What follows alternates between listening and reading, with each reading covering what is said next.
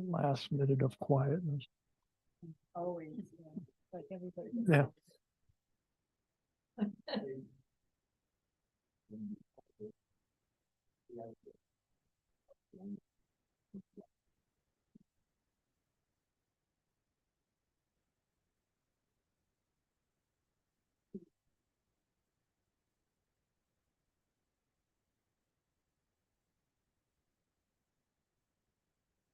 We'll call this work session together or to order.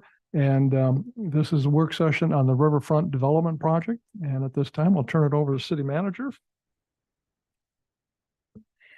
Thank you, Mr. Mayor. I'm going to turn this over to John in just a moment, but before I do, I wanted to let you know and just ensure John will stress this. We want this to be highly interactive, and if you have any questions, please ask. We encourage a lot of questions, and we want to answer those questions. If we can't, we'll get back to you. And this will be back before you December 13th for action on your part. So please ask as many questions as you have. And to add to that, at the end of this work session, then I'll kind of open it up to the public if they want to make any comments. So. And yeah, thank you all for attending. Appreciate it. And we, as Jeanette mentioned, we have for you the components of the master plan. So these are the key elements that will be in the plan. We're going to share them with you and look for your comments, your advice, your thoughts. And I think after I get done here, we'll do a quick round of introductions. I don't know if we know everybody here with folks. I was hoping to see a few more folks from our PC and our advisory committee, but we've got what we've got. We will go forward. There is a couple housekeeping things for both you guys and for everybody else. There is some food on the table and some drinks in the cooler, so please help yourself. We will, if needed, we'll take a break after about an hour or so. We'll get going and see how things go and see how that works out. And then last, as Johnny mentioned, please use your mics. We are on Zoom. And I was going to provide you a little history, and I'm going to do this really quick because I think you all know, but back in 2020, the council budgeted $90,000 for downtown redevelopment. And in 22, we applied for and received the EDA grant.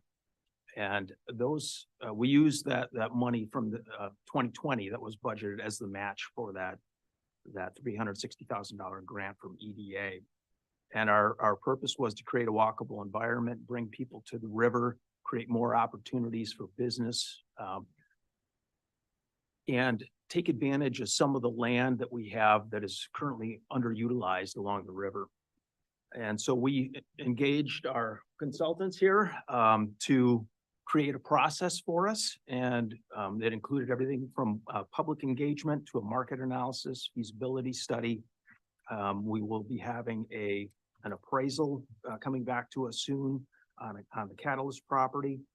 And all that information and all the engagement that we had has gone into the development of this master plan, which you'll hear about tonight. I did want to share, as Jeanette mentioned, that I really do want to hear everybody's feedback and comments. It's really important. If this plan is adopted, I want you all to be comfortable with it. I want you to be supportive of it.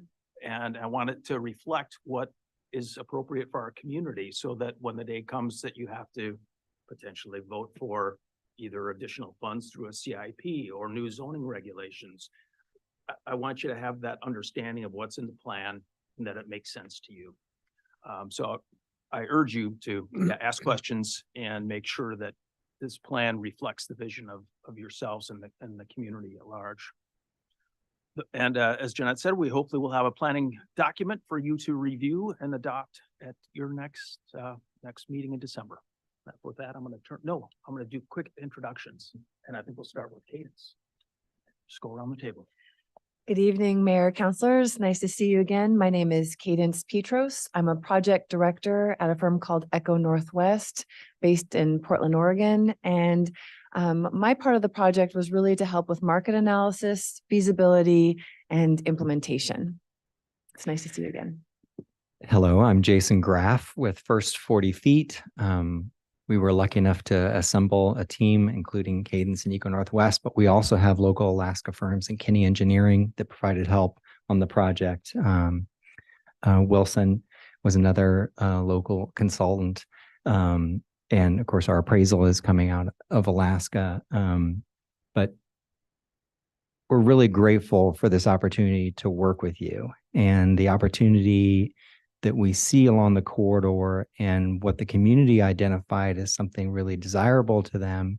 I think we've been able to knit together a pretty interesting story. We were early on asked to think of some big ideas, and I think we've sort of got close to that. And, you know, there's the moniker, make no small plans, because, you know, let's aspire to a real vision. And I think we're kind of close to that. But what ultimately happens is this is a handoff to you as the leaders. And what we're hoping is there's enough information, enough meat, and enough really tangible work that it's something that you feel like you can pursue and push forward. The idea is that the city taking a role in redevelopment means that you have an opportunity for the community to reap the community benefits of those investments and where redevelopment opportunities can occur. And we're going to sort of talk about how the city as a partner can really do a lot to leverage some really great things.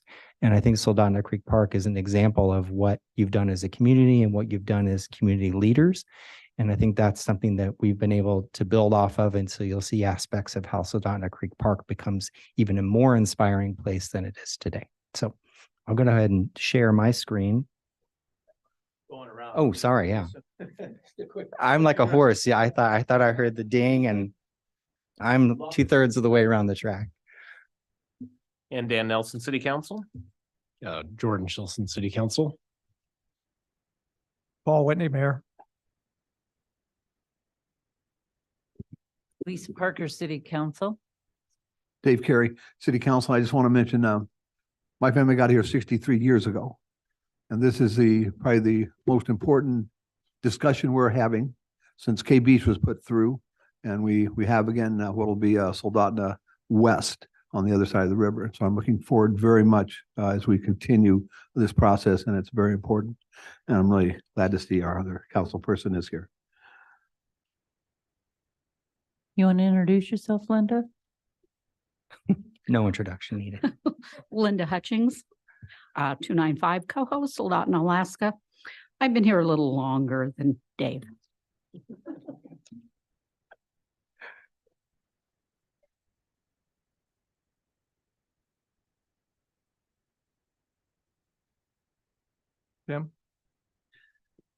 Tim Dillon, Executive Director for the Kenai Peninsula Economic Development District and part of the advisory group and kind of the conduit back with EDA and the funding. Joel? Joel Todd, Parks and Rec Director for the City of Soldotna and part of the advisory group. Dennis Murray, P&Z, Soldotna.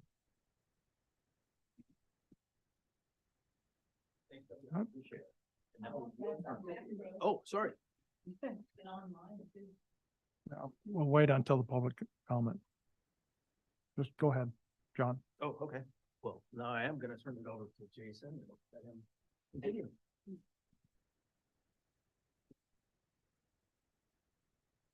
Cross our fingers.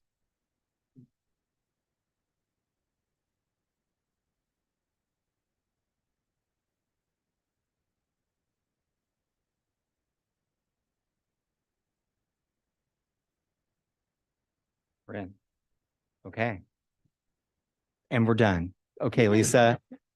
It's not going to take 2 hours. It was fantastic. It was so fast. Didn't even feel like a fire hose.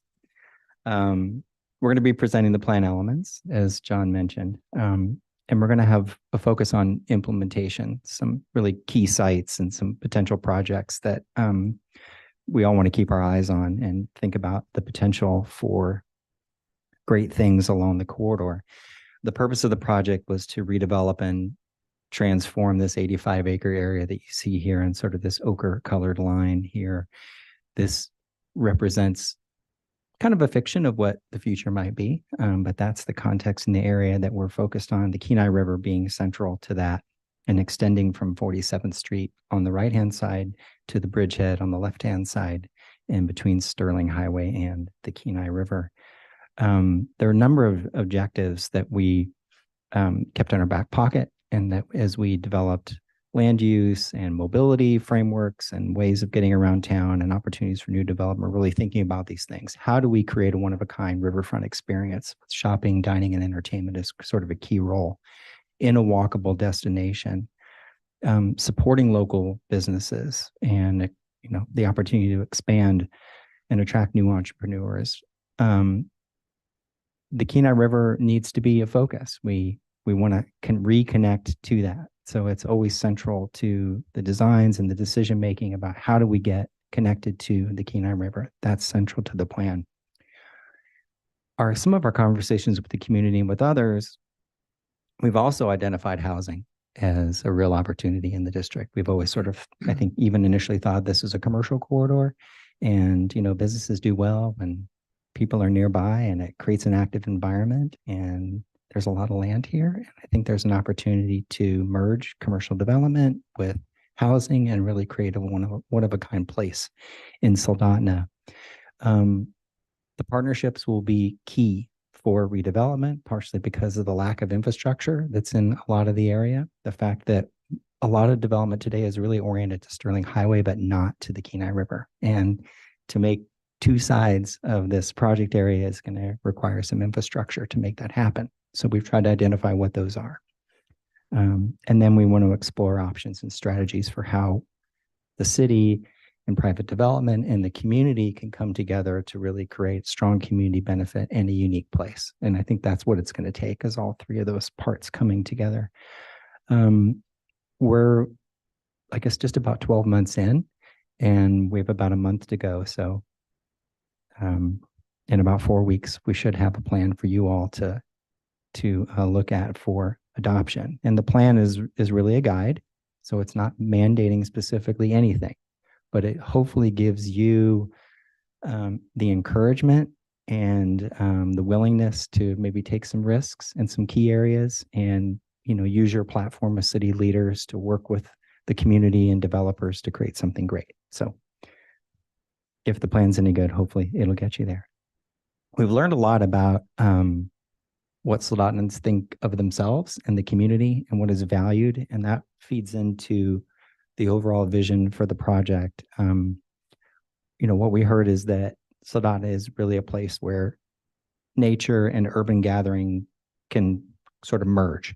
The social aspect of a community, the fact that nature is so preeminent everywhere around you, whether it's in the river or Salteshi, any number of spaces, that really nature and urban gathering can be a key element that we should be striving for when we think about new places where people want to hang out, when we think about connections, linking people to nature or to the river.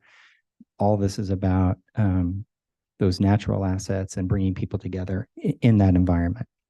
And that the improvements that we work on should be new development, new access ways, should be improving river health. So we need to be thinking in terms of how do we maintain that asset at the same time, bring new investment into the community.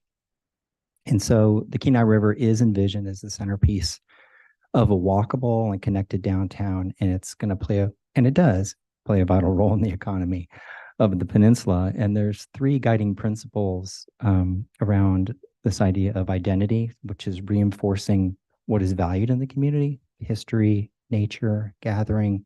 I've heard a lot about just an active community, art, and really being local. How do we support local business? How do we keep this place feeling like Soldotna? I know every community says that, but I really feel like there's a tremendous opportunity to do that here. The other is, what type of place are we trying to create? Can we build on these hubs of activity, some of which already exist on the corridor today? Fun places that we all like to go to meet friends, meet family, go to the waterfront. Soldotna Creek Park is really the central piece to that. But there's a lot of places that exist today, and there's an opportunity to create this sort of preeminent thing, but it's also building off the strengths of things that are already there today. And then being connected is ensuring that the neighborhoods just on the north side of Sterling are well connected to the downtown district, that any connections like Kobuk, Birch, Riverside, and Binkley extend into the project area and get you to the river. So we want to connect people to the river, and that intersection of them moving from home to the riverfront, they're going to intersect businesses and activity and a lot of fun stuff. So that's what we're striving for. Be connected. One of the key elements of what will establish the identity in the district is the Kenai River and this idea of creating a community accessible space along the entire stretch. So from Soldotna Creek Park all the way along past the DOT drainage way and the uplands behind Blasey Mall and down to the lower boardwalks down at the Hinkle property. This idea of a connected tissue and a series of gathering spaces that create destinations in the water. Soldotna Creek Park is one, and we want to look at opportunity to expand the use and function of that place with some additional facilities, public plaza, maybe some water fountain, maybe some additional uses in the park area. Think about some complementary park or public gathering space down at what we're calling the bridgehead on the other end. What might that look like?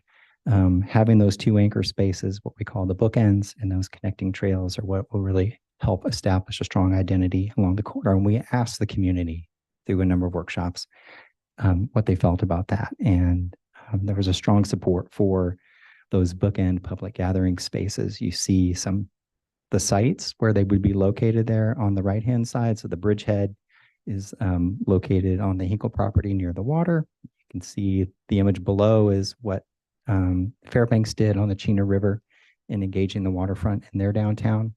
So these are just sort of inspirational photos of what we might strive for. The image on the right is the Davis block that the city owns today. That's kind of your key parking area for Soldotna Creek Park. And maybe we reimagine and transform a portion of that property to create an additional active space on the riverfront. So the bookends sort of related to those. Yes, Lisa. So before you move on, Jason, the Bridgehead District is primarily private-owned land at this time, while the Park District, majority of that is city-owned property. Yeah. So if we were looking at areas where we could focus on the southern end as we work with the property owners on the northern end. I guess we're the northern end and they're the southern end. But Right. Yes. I mean, what we're trying to figure out is what's logical redevelopment on the corridor? How do we create value for the properties that are already there? But I think what's really central to this is the city as a partner can help leverage as much community benefit as possible. And what we heard from the community is access to the Kenai River is extremely desirable, even at single points like Soldotna Creek Park, or even the boardwalks and trails that extend over a portion of it. That to continue to have that ability to access the river that's publicly accessible is really desirable. Private development also really enjoys great public amenities that attract a lot of people. Businesses enjoy places where it attracts a lot of people. Downtowns are successful not just because they have a retail district, but because they have public gathering spaces, they have arts, they have culture, a variety of different things that bring people into downtown. But the amenities end up being a place where certain types of development really like to organize. So we've sort of started with the amenity side of the corridor as a way to show where community benefit can really manifest, and also interrelate with how private development will respond well to those types of spaces. And so they can be mutually agreed upon. So to give up, not give up, but to have private land that a park goes into or a trail is a trade-off for a private developer, but there may be some benefits to do that. So we're going to sort of paint a picture of what that relationship might be and what the success of those public spaces can mean to not only the community, but to developers and economic development. The next place is, how do these places evolve? And in particular, creating this sort of a walkable downtown destination, a mixed use development area. You can see that a couple of the hubs around Riverside and Kobuk, because those tend to be areas where there's more vacant and underutilized land. As we look at where redevelopment can happen, that really aggregates there, Lisa, to your point, sort of on that other end, that the private zone is really where a lot of redevelopment opportunity is. Around Soldotna Creek Park, much of that land is dedicated to the park, but States Avenue offers a really great new connection. If you're able to connect that pink line between Soldotna Creek Park and Kenai Brewing on one side, the Aspen Hotel and the businesses at Binkley Circle, you're starting to knit together that great public asset, and you're connecting to areas that are likely to continue to redevelop, like the Kendall dealership property, for instance. And so there's a lot of synergy on either end of the corridor, but a lot of the mixed use development and what might be visual change or opportunities do tend to occur closer to the bridgehead. And when we asked the community about the types, what would make a great destination, they mentioned a lot of things, a mix of uses, primarily around restaurant and dining, because you had a lot of success with that in Kenai River Brewing and Lucy's and Addie's and Odie's, and I can't believe I got both those right. And so that, coupled with wanting to create a walkable environment, which we don't really have today, and people can remember, or we've all experienced traditional main streets, and so that was definitely a vision that folks grabbed onto. Engaging the riverfront was another key one. So if we want to create a memorable destination, it's got to be linked to the river. And then elements of shopping, cultural, public gathering, all these were things that we talked about. But ultimately, you can see the majority of folks, when we ask them to rank these things, Main Street, riverfront engagement, public gathering, that they really went for this sort of walkable destination is something that a lot of people were striving for. So that walkable destination kind of tends to happen in the lower part of the screen here, but Soldotna Creek Park is still your living room. It's still kind of the heart of downtown. And there's an opportunity to build off the strength of the Wednesday market, the Saturday market, the events and programming that happen seasonally, and to build that into a year-round place. And so we floated this idea of a public market, a way to take all those great goods and dining and opportunities for art and fun and putting it in a physical building and giving it a presence in the park. Some people really grabbed onto that locally. Stakeholders that we talked to were excited about this idea of a year-round facility, which we find encouraging. A lot of folks see it as sort of a gateway for small businesses, which I think meets the objectives of what we're striving for in the plan. So the public market became a tool to not only support local small businesses, but to really create an amazing place in Soldotna Creek Park. So we asked the community about that, and they were pretty excited about it. And what would that public market look like? We showed some examples of facilities in other places. You can see that central hall on the upper right. So you have small vendors are oriented on each side inside that building. Quite often these spaces have meeting rooms and outdoor spaces. Not only do you have the indoor building, but you have places to gather right outside the front door. And so we shared that as an idea. And again, a lot of community support for that. A couple of locations, where could that go? One was the Davis Block in Soldotna Creek Park. We also explored the idea of a public market on the other end near the bridgehead, and there may be a number of other sites to consider.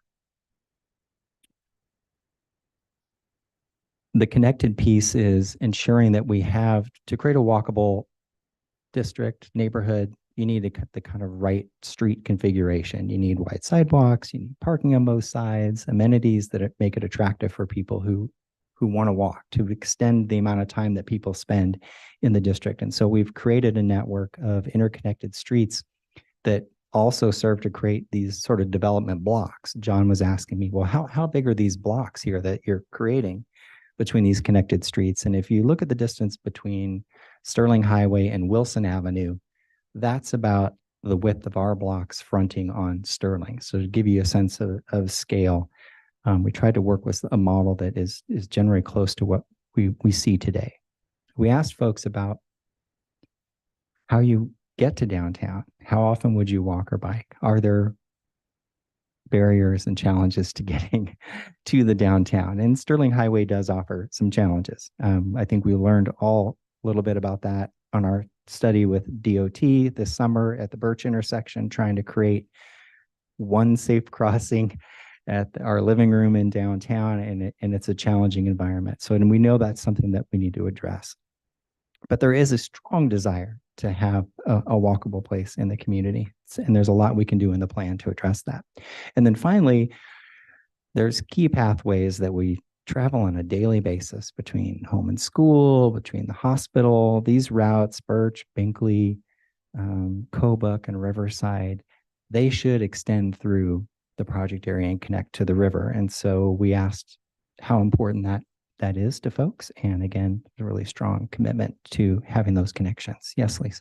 So if you go back Mhm. one, so are those dedicated easements right now? Are those right of ways exist, or would those have to be created?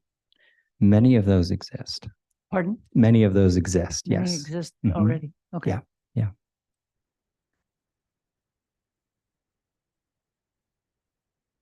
We also asked, okay, you've got your big ideas.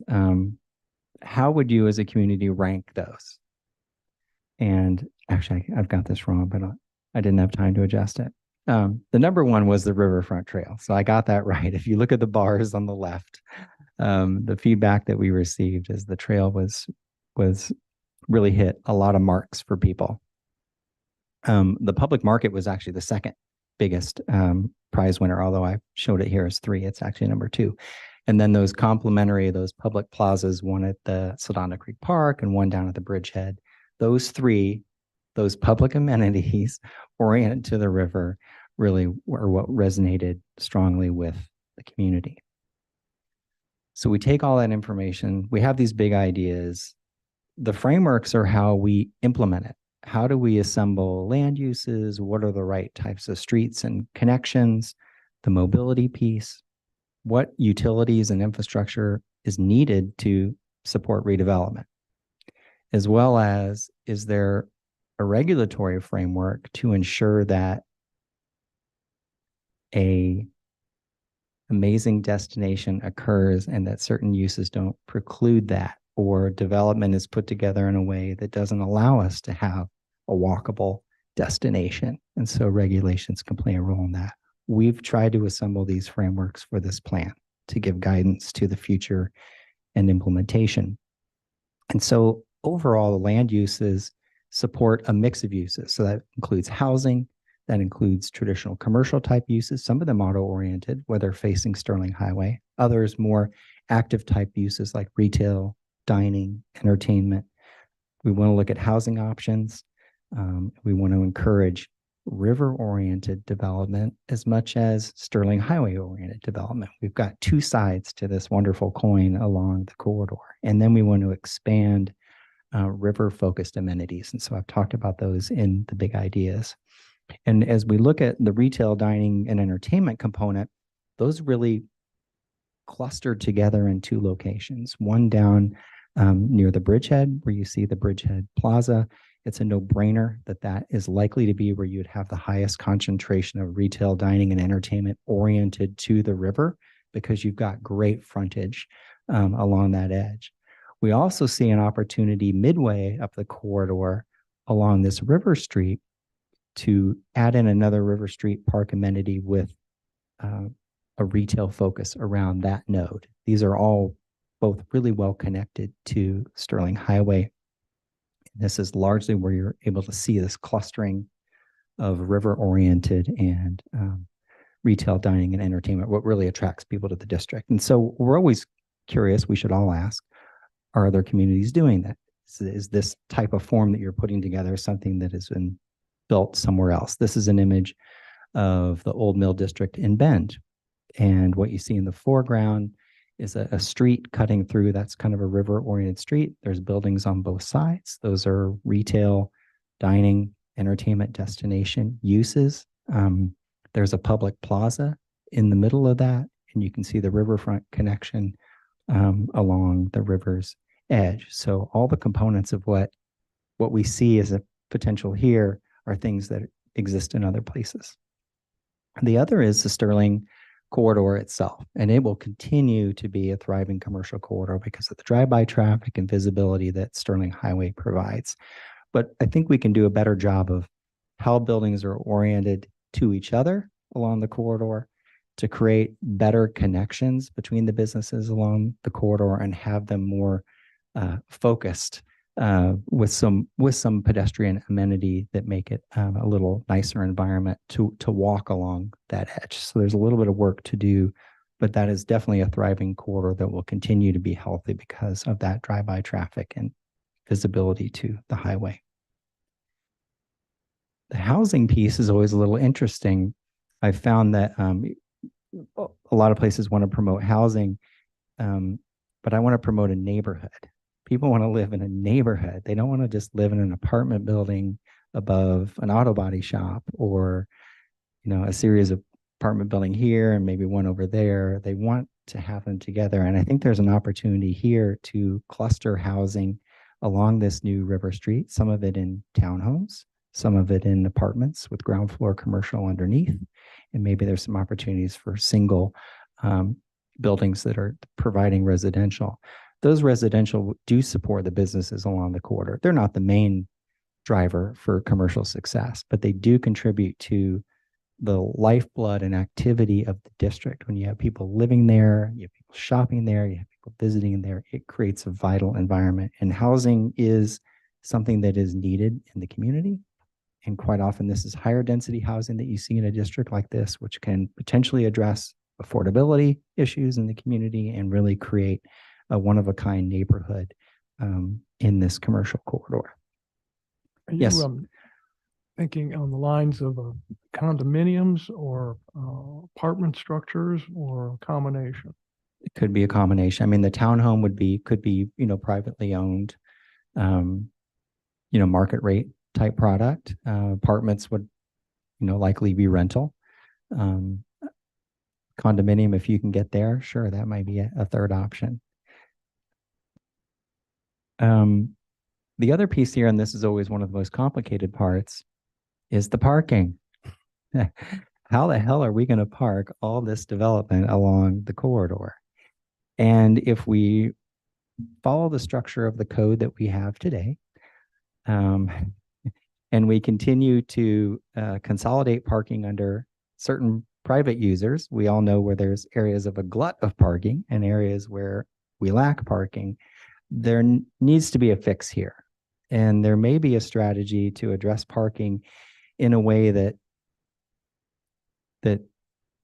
spreads out the parking capacity, not forcing each development to meet all the parking needs within their property on the code, but look at the additional parking that is around in the district. So for instance, along Sterling Highway, there's the parking frontage access area where there's DOT right-of-way that has excess parking and there's parking in front of the businesses. That could become more of a public parking zone. With these new streets that this grid is creating, that's an opportunity to create on-street parking, which is publicly accessible. And we're showing internal parking areas on development. What we would suggest is when you're calculating how much parking a project has to contribute when they're being built, that they're able to count that public parking and that on-street parking toward an overall parking count. And that's a different way of looking at it.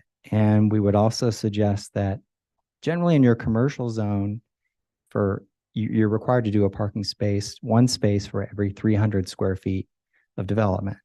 We would want to ratchet that up to 400. That's not a ton, but we're giving credit for parking on street that would count toward you as it would your neighbor across the street. So it's not like just because your business is on one certain frontage, you get that parking.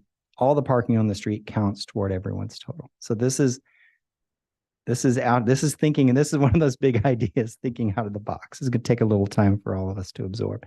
Sorry for spending so much time on parking. That usually ends up what happens in these conversations. I want to go back to You bet. question on the streets. I know that there's right-of-way access coming towards the river, but what about the ones that run parallel to the highway? Is there going to be a need for the purchase of property or something to create those right-of-ways, those streets? The River Yes. Street, as you call it? Yes. One way is to, the plan can mandate that development has to create an interconnected street network, which doesn't mean the city has to build the streets, but as properties develop, you need to create your roadway so it aligns up with the property next to you so that you can create a complete street network, a parallel street over time. There's obvious benefits to that, to Sterling Highway, for instance, because ultimately this River Street creates a parallel route. It means that people can feed into the businesses and they constantly don't have to go back onto Sterling Highway to get from business to business. So there's some benefits from the DOT side, as well as having interconnected businesses in the district. The streets that we're trying to create are walkable, right? A destination. And so those should just be 2-lane, slow traffic, but they interconnect block to block and business to business. But who builds that? It could be part of private development. It could be partnership with the city, but the plan does give guidance to future development that it needs to follow a logical street pattern, if that makes sense. How much property would we be actually talking about if you're going to provide 2 lanes of traffic and parking, on-street parking? So your typical, what's called a right-of-way, so one edge of the street to the other side of the street is 60 feet. And that's a module that we set up this street grid in the district. So for instance, Binkley extends from Sterling down past the, sorry, not Binkley, let's go to Kobuk. Kobuk extends from Sterling past GCI and other businesses. That's 60 feet wide. Today, it has a wide curb to curb area where 2 lanes of travel, 1 in each direction, and parking on both sides occurs, and some narrow sidewalks. We're going to show you a configuration of how to use that same 60-foot wide right-of-way, but provide more of an emphasis on the pedestrian and still function as a movable roadway, cars in 2 directions, and on-street parking. It's really where you allocate the space. Today, much of the area is allocated to the car in the middle. And so if we adopt a different standard for how streets are designed, we can have a win-win situation where the district is fully accessible. If you're driving there, you can park in front of a business, and it's a great place to walk from block to block and business to business. Okay, but using that example, there would still be a parallel road to the highway. Parallel road to the Sterling Highway that would intersect that. Yeah. So, and we'll get in, I'm going to show you the street diagram of how that works. But yes, you would have a parallel route, which we're calling the River Street, between Blasey Mall and near the bridgehead. And when we get there, it'll be a lot more clear.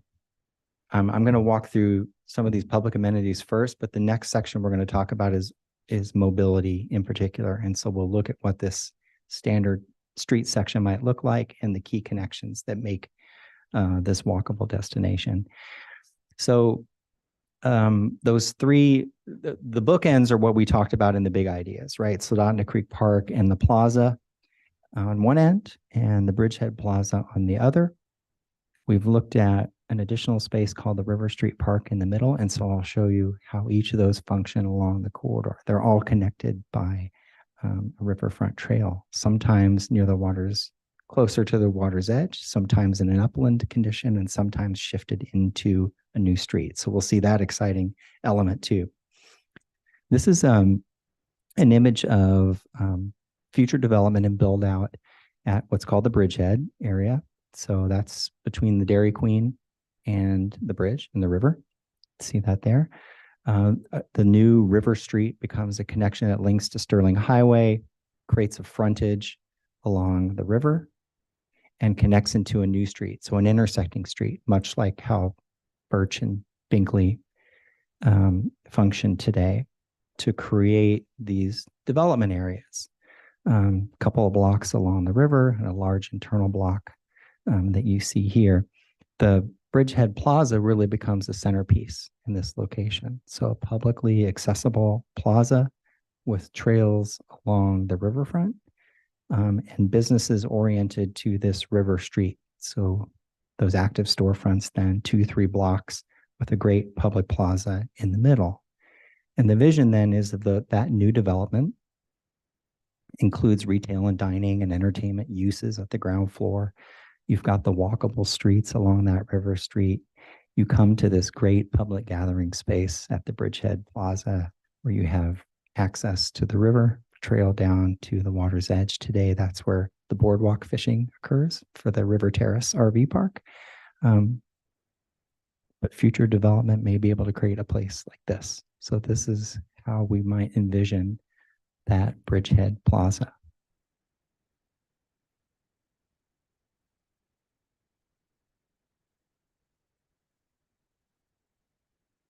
As we shift our way sort of midway along the Kenai River, the River Street Park is another opportunity where I showed that housing cluster, those apartment buildings with storefront commercial, having an amenity for those folks, maybe not an active plaza, like a bunch of people gathering for an event. Paul, like the Chena River in downtown Fairbanks, they've got their central plaza, and that's for kind of big event type stuff. But this is another public amenity that's more at a neighborhood scale and that's connected to the trails that move along the corridor. And so what you see on the sort of right hand of the screen here is this idea of a River Street Park.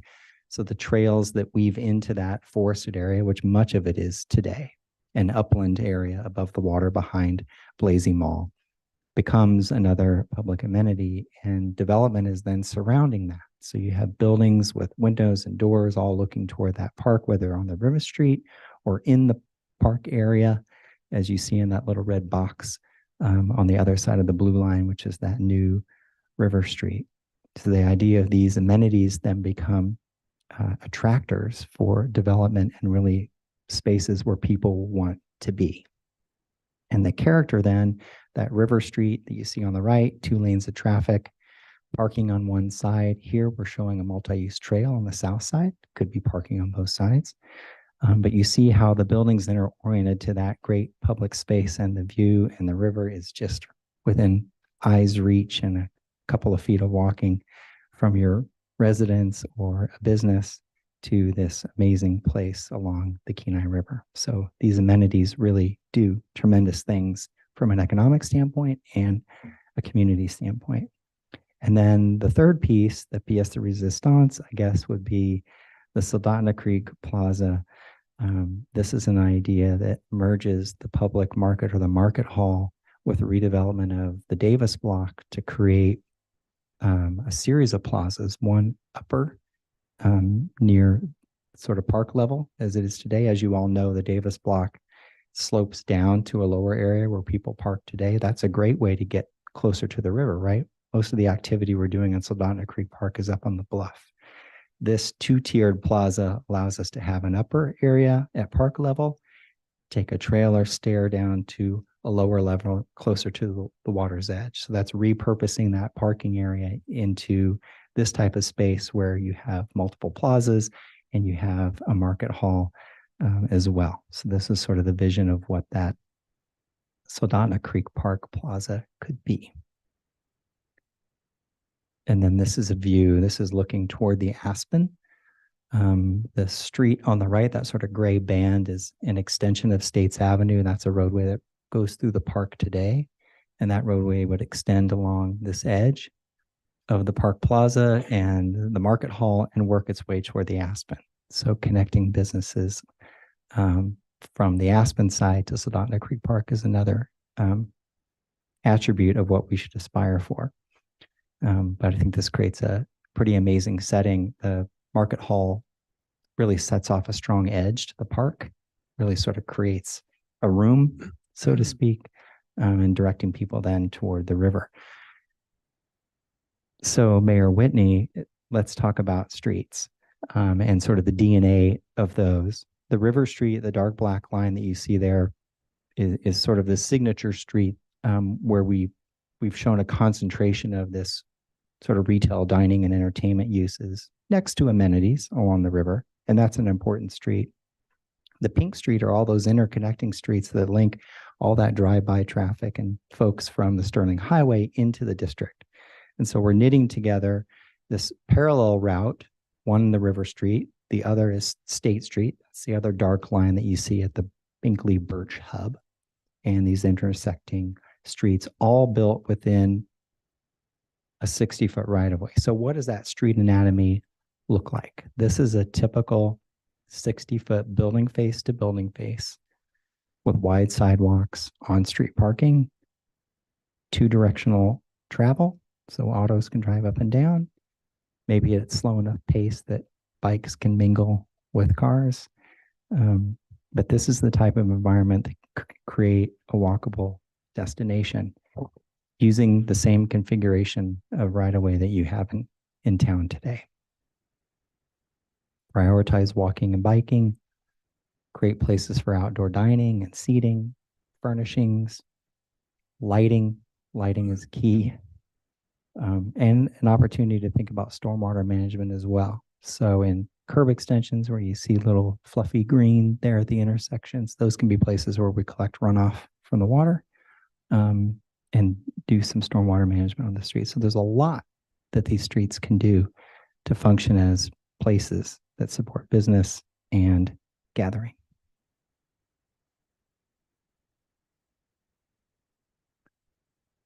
So now let's look at the trail along the riverfront, along Sterling Highway, and some interconnecting trails that link those two. So those two main conduits along the Sterling Highway and the Kenai River are really, those are sort of the central spine of a trail network. But the interconnected ones are important too, because they link into your pathways and destinations into the community and create smaller loops, trail loops within this larger area.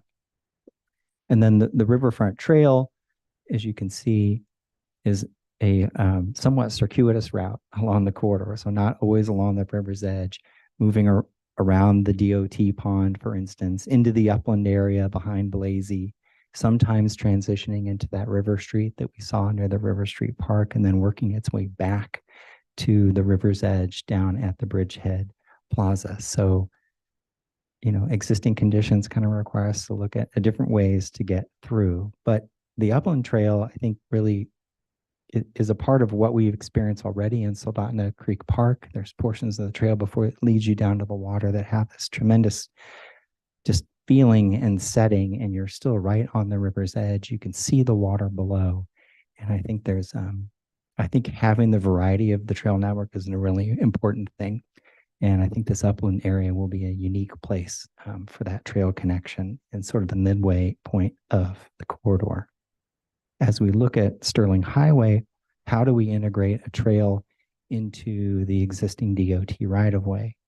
And so this concept would construct a multi-use trail along the south side of the Sterling Highway, and that would extend from the bridgehead all the way to Birch, at which point the right-of-way gets very more constricted. We don't have the excess capacity to get a trail to continue to the Y, but maybe we don't want to bike to the Y because it's kind of a busy intersection. So transitioning into Soldotna Creek Park might be a great way to connect back into the waterfront trail system at that location. But what would happen here is the existing curb line would stay exactly where it is on the south side, but we would add a landscape buffer. Nothing worse, and I've experienced this, is walking along Sterling when it's a little wet and cars coming by and you getting a good dose of what's coming off those tires right at you. And creating a buffer between yourself as a person and those moving cars is really important to create a place where people are even willing to go out and walk or bike.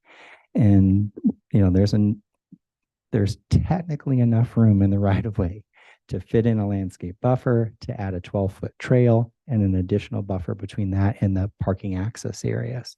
This is also a great opportunity to think about how we organize those parking access lanes that are in the DOT right-of-way, and how in this image here, you can see how we are connecting businesses from block to block. Not that that's a through road, but you can get from one business to the other through these parking access lanes. And that may give us an opportunity to consolidate some of the multiple curb cuts that exist along the corridor today, which can quite often create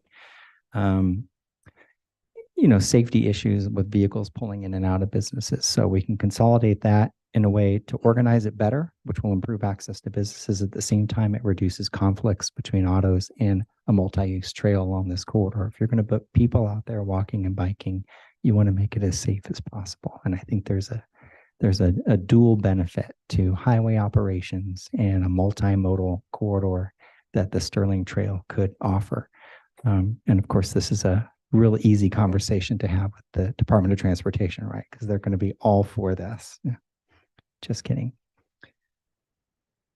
The connecting trails run perpendicular between Sterling Highway and the river can look like this River Street option. So that 60-foot right of way that I mentioned in that street anatomy image had parking on both sides. We can reconfigure that so that we can have a trail on one side and parking on the other. And so we may want to do that on these connecting streets, the ones that go from Sterling Highway to the river. And I think a portion of the River Street where we can build in that continuous riverfront trail. In some instances, it may need to come into a street right of way, and this might be a way to do it.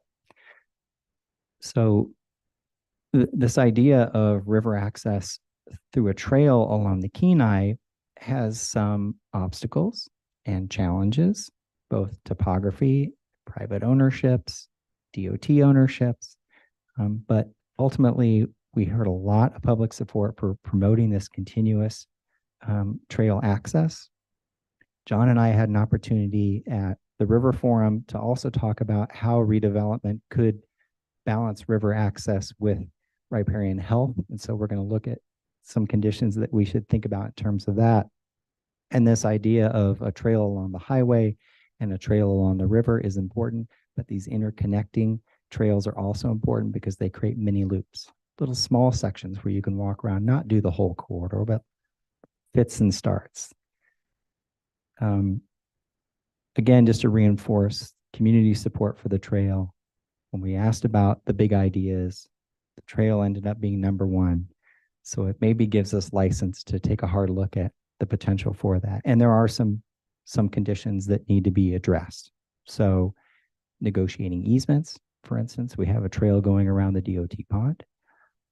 Negotiating private easements, you can see in the yellow area, in particular in the uplands, behind Blazing Mall, a couple of businesses in that location. There are some instances where existing buildings and the Upland Bluff area is so constricted that it would be difficult to get a trail through them. So you'll see a red line here, which sort of indicates where those properties are most difficult to traverse a trail between existing private uses and the riverfront. So we have to be flexible in how we move along the corridor. And we think we have a variety of different ways to do that. In some areas, much like with Soldotna Creek Park, down at the bridgehead, maybe that's an opportunity to purchase some water's edge to build in that trail over time and public amenities. So there's a variety of different ways and negotiations that we need to go through to successfully implement the trail. So this gives you an indication of some of the tight spots between private development and the river. This is generally an upland trail because of the slopes. As we think about balancing river access and riparian health, we know that combat fishing can have a kind of a intense impact on the river's edge during key times of the year. When John and I were at the symposium, we posed a number of questions to, I don't know, maybe 100 or so people that were at the symposium. We showed them the project area, the 85 acres that we're looking at here, and we asked them some questions about river health and redevelopment and access to the river. And so what kind of fishing access can this area support, our study area? And it was unanimous that no one felt it should either be more fishing, less fishing, or the same. So no consensus. But when we asked another question, what are major river and riparian habitat concerns with redevelopment? What do we need to be thinking about collectively? That was pretty uniform, that bank erosion from increased foot traffic and bank access is detrimental to the health of the river. So managing access is really important. New development has the potential to create pollution and runoff that can be detrimental to the river's health. So streets that have stormwater elements, ensuring that new development, holds water and cleans that water within the development sites is really important. We got to keep that high in mind because we don't want to lose the riparian vegetation and the health of the river, which is probably the central asset in the corridor. So when we talked to staff, we came back to that initial question: should we have more fishing access? Should we have less fishing access, or should we manage what we have? And generally, the consensus giving the ability to, manage access to the river during key parts of the year was, let's keep what we have, but definitely not expand it. So maintaining public fishing access in Soldotna Creek Park, the plan supports that. In that upland area, we're saying trail, yes, no public fishing access in that dashed area. And then down at the River Terrace area, where much of the boardwalk for fishing extends along that frontage, we'd like to convert that to public fishing. It's private today, obviously, but it won't be as extensive as it is today because of requirements for river health. So you can only build a third of your frontage with a boardwalk, for instance, for fishing, but it still creates that publicly accessible place. So the strategy here is to maintain, but not build new. And then this just indicates how your existing system and how we're just adding some upland trails. Jen, one of your staff folks today mentioned this area in particular where there's a fish cleaning area down at the water's edge, but there's no way to get to that. So, folks who are parking at the Davis Block parking lot just kind of work their way through, and it's causing erosion. So if we can create an upland trail with some connections down to the existing boardwalk and some of those fish cleaning areas, we sort of get a win-win here. We can manage access, preserve that fishing opportunity, but not erode the hillside in the process. We talked a bit about this, keeping the trails in the upland side, opportunities to run it into the streets right away. And then the white area here shows you generally where the existing boardwalk is today on the River Terrace property, which is, it's wood, board, and batten along the edge, which really doesn't meet current standards, which are elevated, so not on the ground, and light penetrating, which you have on a lot of your boardwalks today. And so an enhancement of this edge should take on those characteristics. And the trail loops are pretty self-evident. We want to create a network, not only along both sides of the property, but also intersecting through that. The regulations are the final piece of the framework, and you all are being extremely patient. I know it's hard to go through all this, and I'm hearing myself talk for so long, it's even driving me crazy. But what we're suggesting is the entire study area become what's called a mixed-use overlay, and that creates different standards from other zoning districts in the city. That mixed-use overlay has a series of sub-districts where you tailor uses to those distinct areas. So for instance, the Sterling highway frontage has specific characteristics, and its success is largely driven by that drive-by vehicle traffic. And so I think you can be less prescriptive in the types of uses that would go along the highway because you need to support a variety of different types that largely is auto-oriented. The red area, the Bridgehead sub-district, that place where we can create that walkable destination, is another area to create a distinct place. And there are certain type of uses that might be acceptable along the Sterling frontage that may not really be acceptable in the Bridgehead district. And so that's what the regulations do, is they sort of tailor uses to these specific sub-districts to maximize success of those areas, to create and promote a walkable downtown. And here's some elements of that regulatory code. One is what types of uses are allowed on the ground floor. The dark, solid black lines that you see there are where we showed those retail dining destinations oriented around those public amenities. That's where you want to be the most prescriptive about the type of use that might be allowed in those areas, so that you don't preclude this ability to have this great destination. You don't want a warehouse there. You don't want a storage unit in those areas. So those, you want to create an opportunity for the right types of uses in the right place. So those are kind of the areas where you really want to dial in what is built and what types of uses are allowed on the corridor. Along the Sterling Highway and some of these interconnecting streets, we can look at uses that are definitely much more flexible. Yes, Lisa.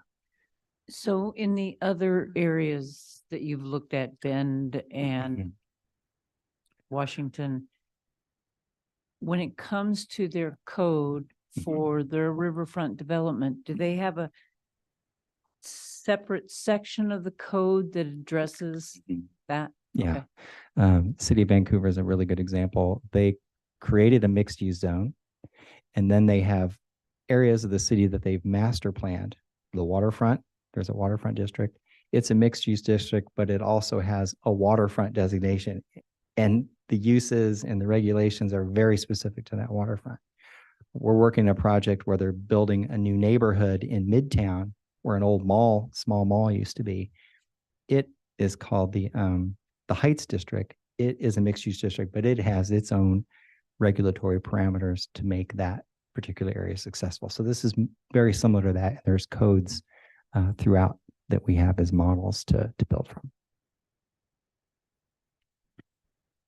Would we need to do any utility work in there? Or are all the utilities available right now? Extensive utility work is necessary.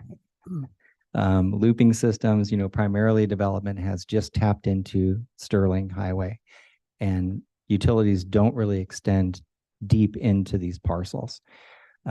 So this east-west street, the River Street, States Avenue create sort of a conduit to build in all the necessary utilities to meet the development potential in the district.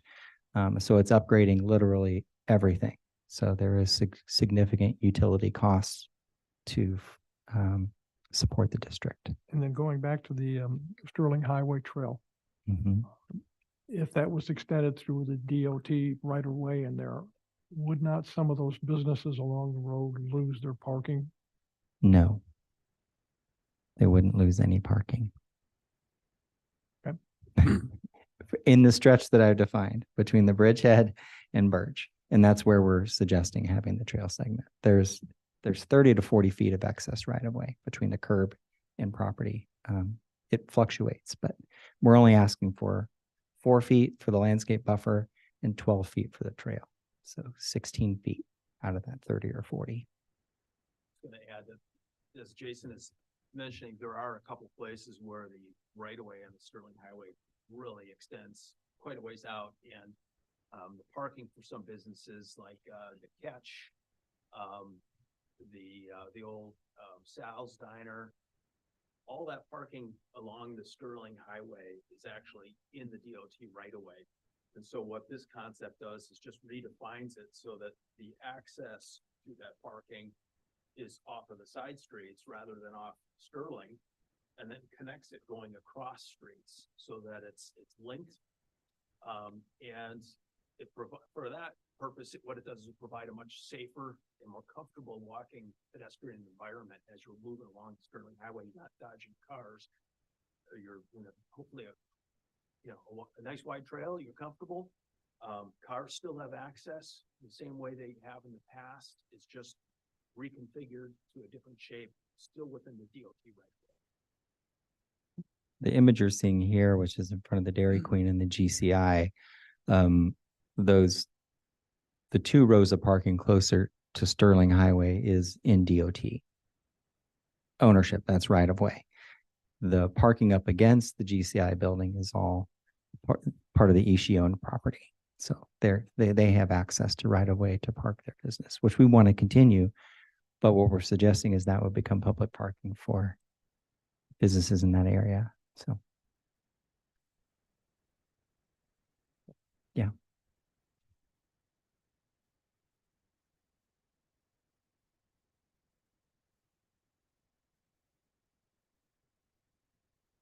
Some other regulations to consider is views to the river. And the dark gray area that you see here as a part of this overlay and this sub-district, the Bridgehead sub-district, we would consider limiting building heights along the river to 2 stories or 25 feet maximum. But within those internal blocks between the River Street and the Sterling Highway, to have no height limits. A limiting factor for much of development is the ability to park out your project.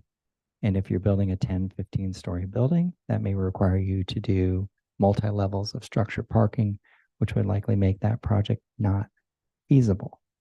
So rather than creating an arbitrary 3-story, 5-story, you typically see building height standards, minimum heights being established where you're trying to protect things like a neighborhood. We don't really have what we have here is to protect the view shed to the river. And so we are suggesting some maximum height standards along the water's edge. But elsewhere, we feel like we can be flexible in this code and it not harm or be to the detriment of existing folks along the corridor. So it's just one way to remove some of the restrictions in terms of development from a height perspective. Another one is access to parking internal to the block and loading areas that serve a building or a development area. These often are locations, these are conflicts between people who are walking to get to businesses and cars that are crossing over the sidewalk to get to parking. In the area that you want to be that walkable destination, which is along River Street, we would suggest regulation that prohibits driveway access to parking just along that street frontage. That means that most of these blocks have 3 or 4 locations to access the businesses around the edges, and that preserves that great street. And so that's one tool to manage parking access through limited curb cuts and limited loading areas so that you take some of those conflicts away so that you can really create an awesome street where people want to be. I think now is a really good time to pause and take a break. We can all get some water and we're going to come back to the fun stuff here, which is what might we implement near term and long term. So, but if there's any other questions, I mean, I'm here, so I'm happy to. We'll take a 5-minute break. Okay.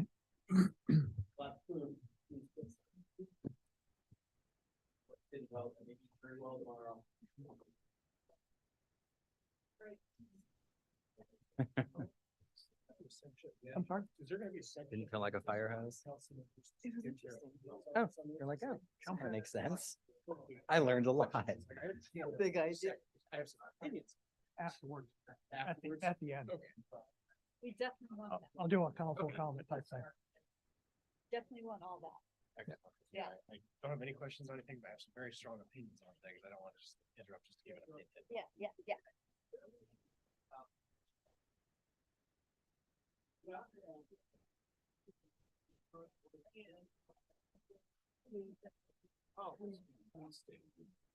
Very, very good guy. There's no feet flipping on the boat. Got a dive with a lot of shipwrecks, a lot of reef life, sharks. Of course, spent a week doing the church, of course, the things with land.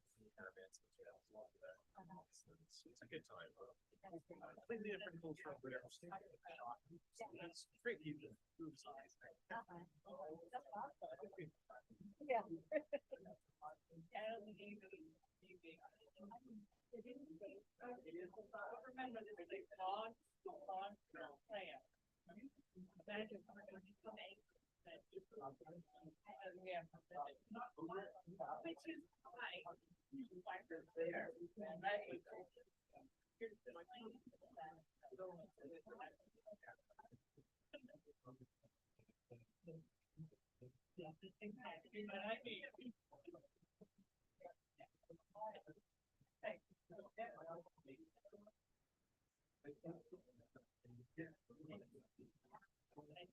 Which is fine.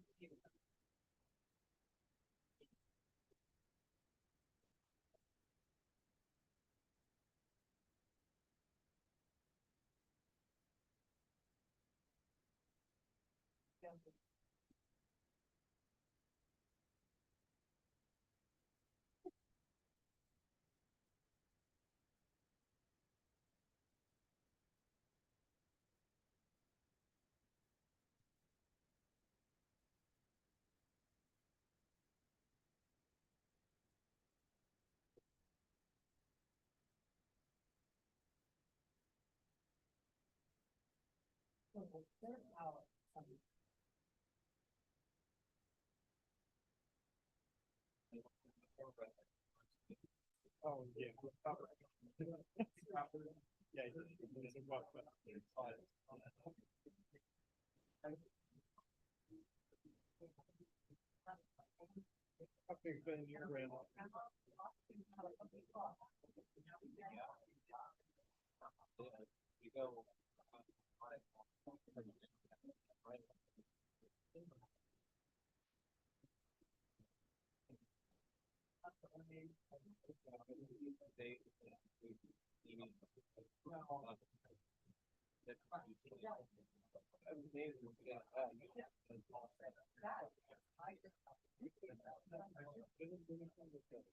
Yeah.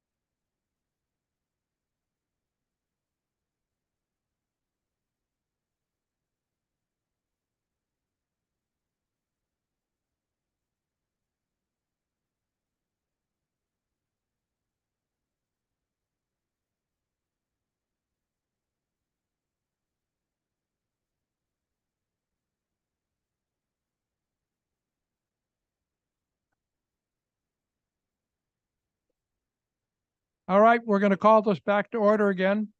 We'll continue on with the work session.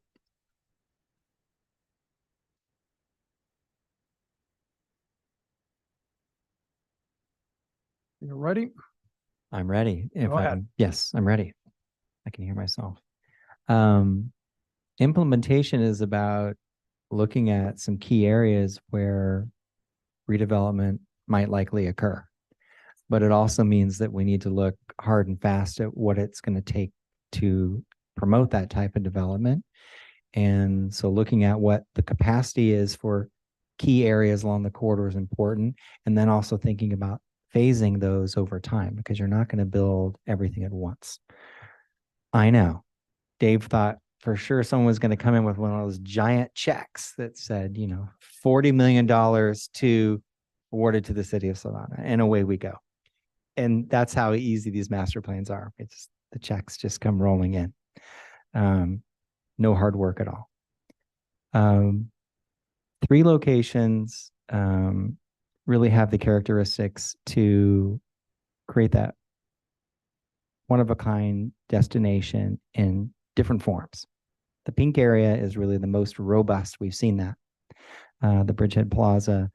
And so we've looked at what the capacity for development in that location is. And so you see square foot of retail and commercial. It may be hard for some of you to see that, but we have calculated what the development yield would be in that pink area, the number of housing units, the linear feet of roads and utilities, and the public spaces, those public amenities, plazas, parks, and trails that would serve the pink area. We've also looked at the Kobuk Street hub, so between Lovers Lane and Blasey Mall is another area where we've done a similar exercise. What's the capacity for development, types of uses, what are the necessary elements to support that? And so we've looked at roadway street segments, how much length of road, what utilities need to go where to serve it. We've generated the costs for those infrastructure improvements.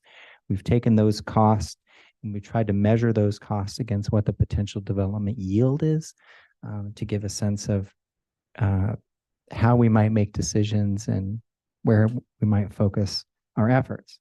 So when we look at the Riverside Hub, we want to get a sense of what's it look like when it's built out.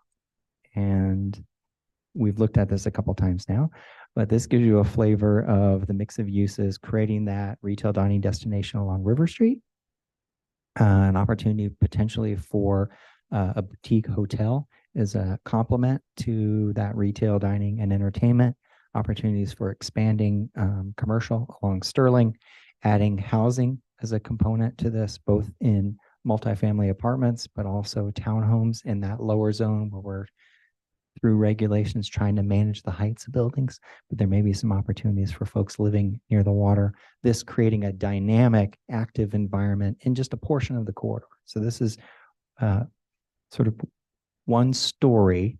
This is one depiction of how development might come together to really meet what we've been striving for in this master plan process. And to get there, it's likely to take some initial infrastructure improvements. So the River Street being one of those key ones, because now it creates those development parcels on both sides, Riverside and opposite the Riverside, and that new connection then from Sterling down intersecting to the River Street and connecting to the public space along the waterfront. So those are some kind of key investments. Those create the location for new utilities to be located. So in the River Street right of way, and that new street right of way, and then initial development based on what we learned from Eco Northwest work is that the markets that are fairly robust today for striving for development that can be built today, it's likely to be in the townhome type of development, or it could be potentially affordable housing, because those tend to be the projects that have access to a broad range of funding types. So versus private development, multifamily, mixed use, we're seeing that as something down the road. The market is really not robust enough for that, but we think that these housing components can be an early phase of development. We would also like in that initial phase to build the trail segment along the waterfront. So to begin to create that community benefit and that amenity along the water, not the plaza, but just the trail that connects from the bridgehead to this new connecting street. And as we shift over to the Kobuk Street hub, so this is adjacent to Lover's Lane and extending over to Blasey Mall. Again, we see opportunity for quite a bit of retail and commercial. That River Street Park and trail becomes an amenity for that walkable storefront retail dining area in this location. Housing above, so this one is definitely more in the mixed use category. You see that vertically mixed use, so ground floor commercial with housing above, a strong orientation and commercial opportunity along Sterling Highway, but a range of housing types that could go into this location, both multifamily and townhome development. So that's build out in this area. But the initial phase in infrastructure is even less than what we might see in the Riverside hub, in that you're only building about a block of the River Street. You see that between Lover's Lane and about 300 feet toward the Blasey Mall, and then that connecting street. So these are locations where then new utilities can be built into the right of way and serve development over time. Given the market, we're showing here actually a mixed use building, which would maybe a stretch, but that just means that we need to figure out the gaps and how to fill those to get that type of development. But the townhome is a component as well. So this could be an early phase in this location. And then as we shift over to the Binkley, Birch, and Y hubs, we've really modeled build out of a public market or the market hall, this is a big leap. This is a big money number project. This is like the field house times 3, 5, 10. It's extravagant. Can we get there? We have a vision for it. In this project out of Wenatchee, we've gone a step further and just looked at what is the capacity for the Davis block to support a market hall. Like how much stuff could we pile in to this location? And we've worked up a 3-level facility. It's about 10,000 square feet on each floor. It's about 85 feet on the short side, and it's up to 150 feet on the long side. Big structure, but it offers a lot of great things. The main level, the Central Hall Commons, can be much like this image that you see here. So you have the Central Commons in the middle, you have those vendor stalls on either side, clear story that rises up. So light, airy, fun place. We're adding a level above that Central Hall Commons that creates a mezzanine that you look down. This is an opportunity to create meeting rooms that could be divisible, meaning you could have multiple partitions that open up to a larger meeting space.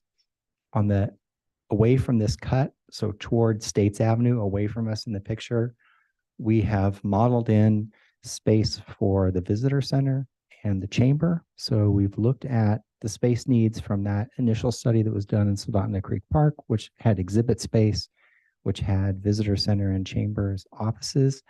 It had a kitchen and other elements. And this upper mezzanine can take on that square footage generally that we saw in that facility, as well as other floors, which provide opportunities, for instance, for exhibit space that could promote the visitor center. So just an interesting tie-in and bringing that function into this facility as well. The lower level, which is down at that lower plaza, which is accessible to the Kenai River, may be a location for what we'd call anchor tenants. In a lot of the market halls or public markets that we've seen, you have the smaller inline stalls, but often you'll have a place carved out for like a larger restaurant, maybe needs 3,000 square feet, 2,000 square feet of space. The lower level could offer that, where you have a couple of anchor tenants on that lower side. They have the benefit of spilling out onto that plaza right at the river's edge.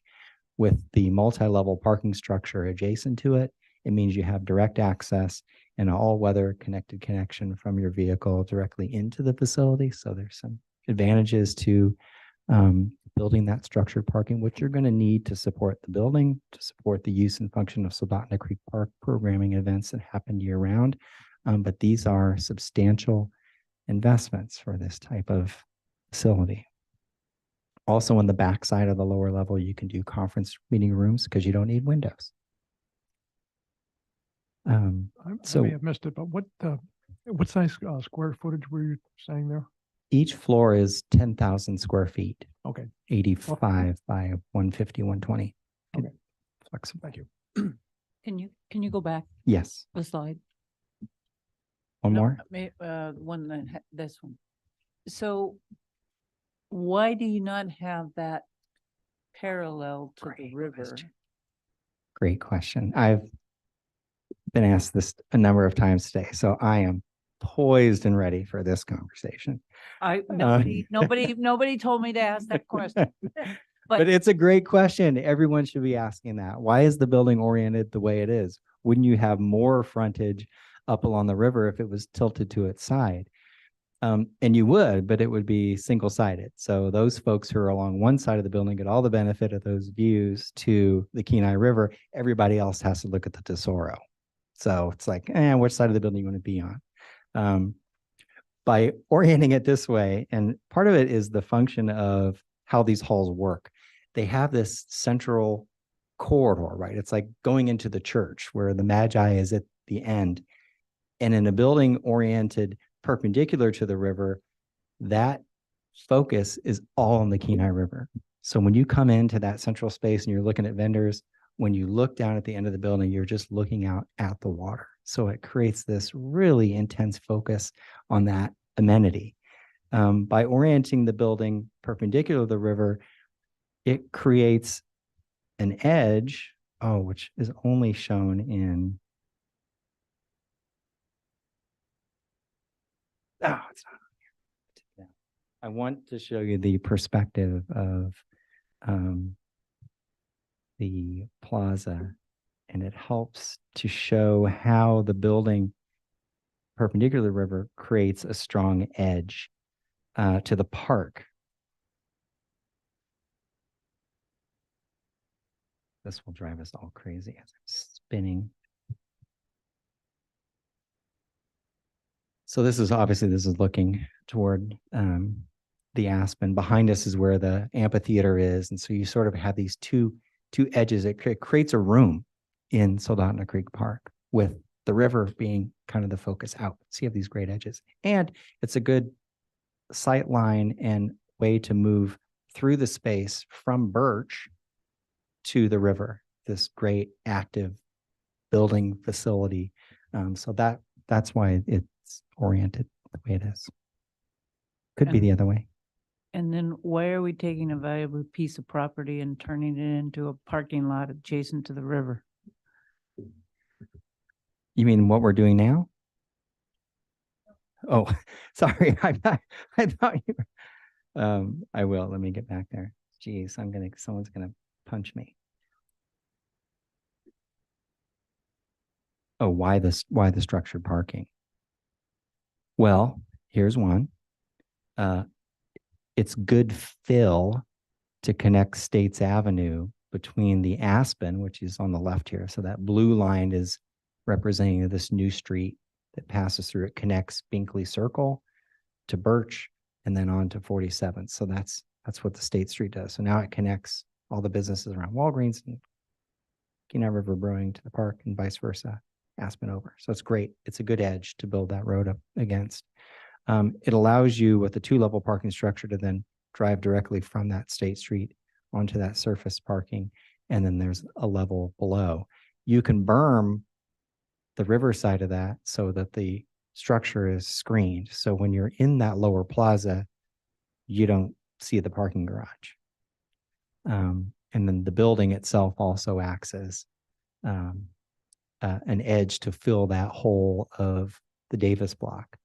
The upper and lower plazas then create that transition where you have the upper park area and then you have these zigzag trails coming down or stairway that get to the lower plaza. So it's a way to sort of mask the parking need. It is needed for the function of Soldotna Creek Park, but I think this is a way to add capacity at the same time, sort of take it out of play at a tremendous cost. And what you've got there right now, how much parking would that be? Roughly?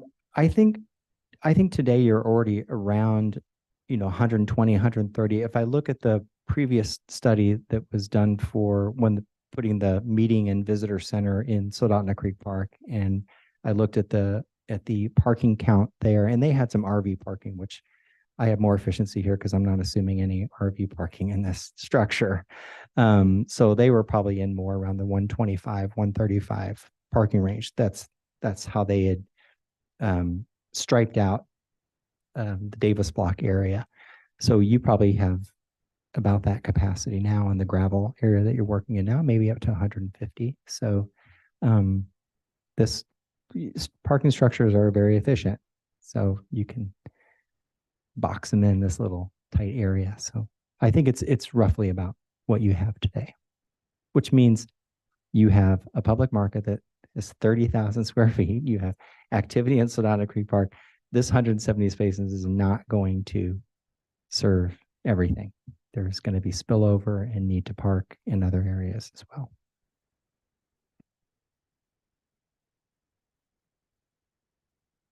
So I'm going to hand it over to Cadence and let's hear what she has to say. All right, maybe we should take a little deep breath together. Jason started by saying you don't want to have a plan of small ideas. Their EDA didn't want to finance that. You didn't want to use your general fund to think about doing more of the same. And I think what we've heard over the last hour or so are a series of big ideas that are informed by the community, that if built over time could transform Soldotna into more of itself, which is pretty amazing. And so then the question really becomes, okay, how are we going to get from here to there? And that's the $1 million question. And the answer is, we don't know, because really a lot of it is very much up to you. And so what we can do is offer you some potential next steps, and you're going to see in my slides, and I'm going to try and fly through them. But there is some repetition, and it really always starts with talk to each other. Ask yourselves some very specific questions. What do you want to do? What can you do? What partners can you bring to the table? How can you leverage other people's money, but really know yourselves, right? In you as council members, you as staff, you as a community, what are you ready, willing, and able to galvanize around? Because that will inform what you really are going to do and what it will take. And it may be that you take some small steps, and that's okay. It may be that you take some small and medium steps and one giant step. That's great too. You just need to plan for those. And so what I want to talk to you about for a few minutes is a little bit of modeling that we did so that you can understand this phase one, right? Because the idea isn't that you're going to go do all of the things right now, or that the private sector is going to come in and say, yes, we want to build 70,000 square feet of retail tomorrow. We don't want them to say that. But there is this idea that you can seed development. Some things might be available and marketable today that you can galvanize around and you can leverage. And then what that does is it starts to build a there. Maybe that is associated with some infrastructure investments that you do. Maybe that is also with a market hall that you do. And what that does is it shows the development community that something is happening. And then you start to build more relationships and partnerships. Maybe you buy a property or partner with an existing property owner. And then little by little, phase by phase, it starts to happen. But something has to happen first. And really the city is going to be that first step, whether it's an infrastructure investment, relationship building, code changes, property acquisition. You get to decide what those things are. But if you do nothing and you just adopt a plan, it is very likely that nothing will happen. And so those are the choice points that you are going to be wrestling with come December and afterwards. And I guess the cautionary tale is you say you decide you want to adopt this beautiful master plan and you want something to happen, but you aren't ready to take action. The worst thing that could happen is somebody else could buy it and do something that is market viable, that's going to be there for the next 50 to 70 years, that is not what you're looking for. And so somewhere between doing nothing and over committing, there's a sweet spot there for you. And I think that's what you're going to be grappling with over the next little bit. So what we did is, you all remember we did the market analysis that talked about demand, and we did some feasibility analysis that talked about what was feasible in the moment. And from the combination of that, looking at the master plan components, we said, okay, well, what is feasible? What can maybe happen now that would not only allow action to happen, but also galvanize future phases of development? And so what we did is we modeled phase 1 of the Riverside Hub, which was 30 units of affordable housing, 6 townhomes, and then the street improvements and trail connections that were necessary to make those things happen. And so as a reminder, part of the reason why we thought affordable housing was so critical was twofold. One, it gets you to the master plan design that you're looking for. Because right now the market rate units for 3-story development or mixed use development isn't happening right now without significant public participation. And so if the public's going to participate, how about participate in affordable housing where you have existing residents who could use accessible and affordable housing? So it's a twofold benefit where you get the design form that you're looking for and also makes housing available to Soldotna residents. Townhomes look like they are doable in the market right now, brings private investment to the area. And then we also modeled build out of the market hall. There's a lot of space between here and there, and you have a bunch of decisions to make. But the thing that the market hall does is it gets you some much needed retail, affordable retail commercial space for existing and seedling businesses in the area, which will in future phases be the businesses that populate that 150,000 square feet of retail that the private sector is going to develop over the next 20 years. It also itself becomes an attractant. And as Jason said, really creates Soldotna Creek Park as a year-round amenity, taking that Wednesday market year-round, allowing Soldotna residents a place to gather, businesses to flourish, and art and all of the entertainment things that could make a place a home. So what if you did that? There are a couple ways that you can model impact. One is sort of the near-term construction and then the longer-term impacts due to operation. And what we chose to do, because a lot of this is just very new early phase, we just said, okay, let's focus on what is the impact of the construction of this phase 1, the affordable housing, the townhomes, and the market hall. And you can see here that it's over 570 jobs, $28 million in labor income. And this is both direct and secondary. So construction workers got to eat lunch. So that's the secondary kind of stuff, right? And then some taxes are generated, both local and state. And what you'll see here is we also included sort of a development to infrastructure ratio. So the street infrastructure that you have to build in order to help facilitate this first phase of development, it looks like you'll have $3.60 for every dollar of infrastructure you spend. Now, the key thing to note here is we're talking about affordable housing in a market hall. So that's not all private development. That's going to be federal, state, and local funds, philanthropy, as well as maybe some private funds in there too. But it shows that if you build the infrastructure, there will be development potential on top of that that exceeds what you'll be spending on the infrastructure. And an important point to note, just because you build the infrastructure does not mean the development will necessarily happen. You have to do steps in order to make that happen. But I will tell you, The development is not going to happen absent the infrastructure. And so you'll want to phase these things. You'll want to be purposeful in what infrastructure investments you agree to and when you decide to do them.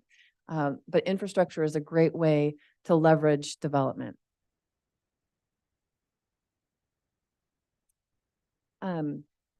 This slide is the whole master plan is done, right? It's 20 years. Jump past this one? Yeah, I guess. Thought I deleted. We'll skip that I'm for back. now. That was the spoiler alert. The money gets a lot better over time. Okay, implementation. So there are so many pieces and so many steps to take.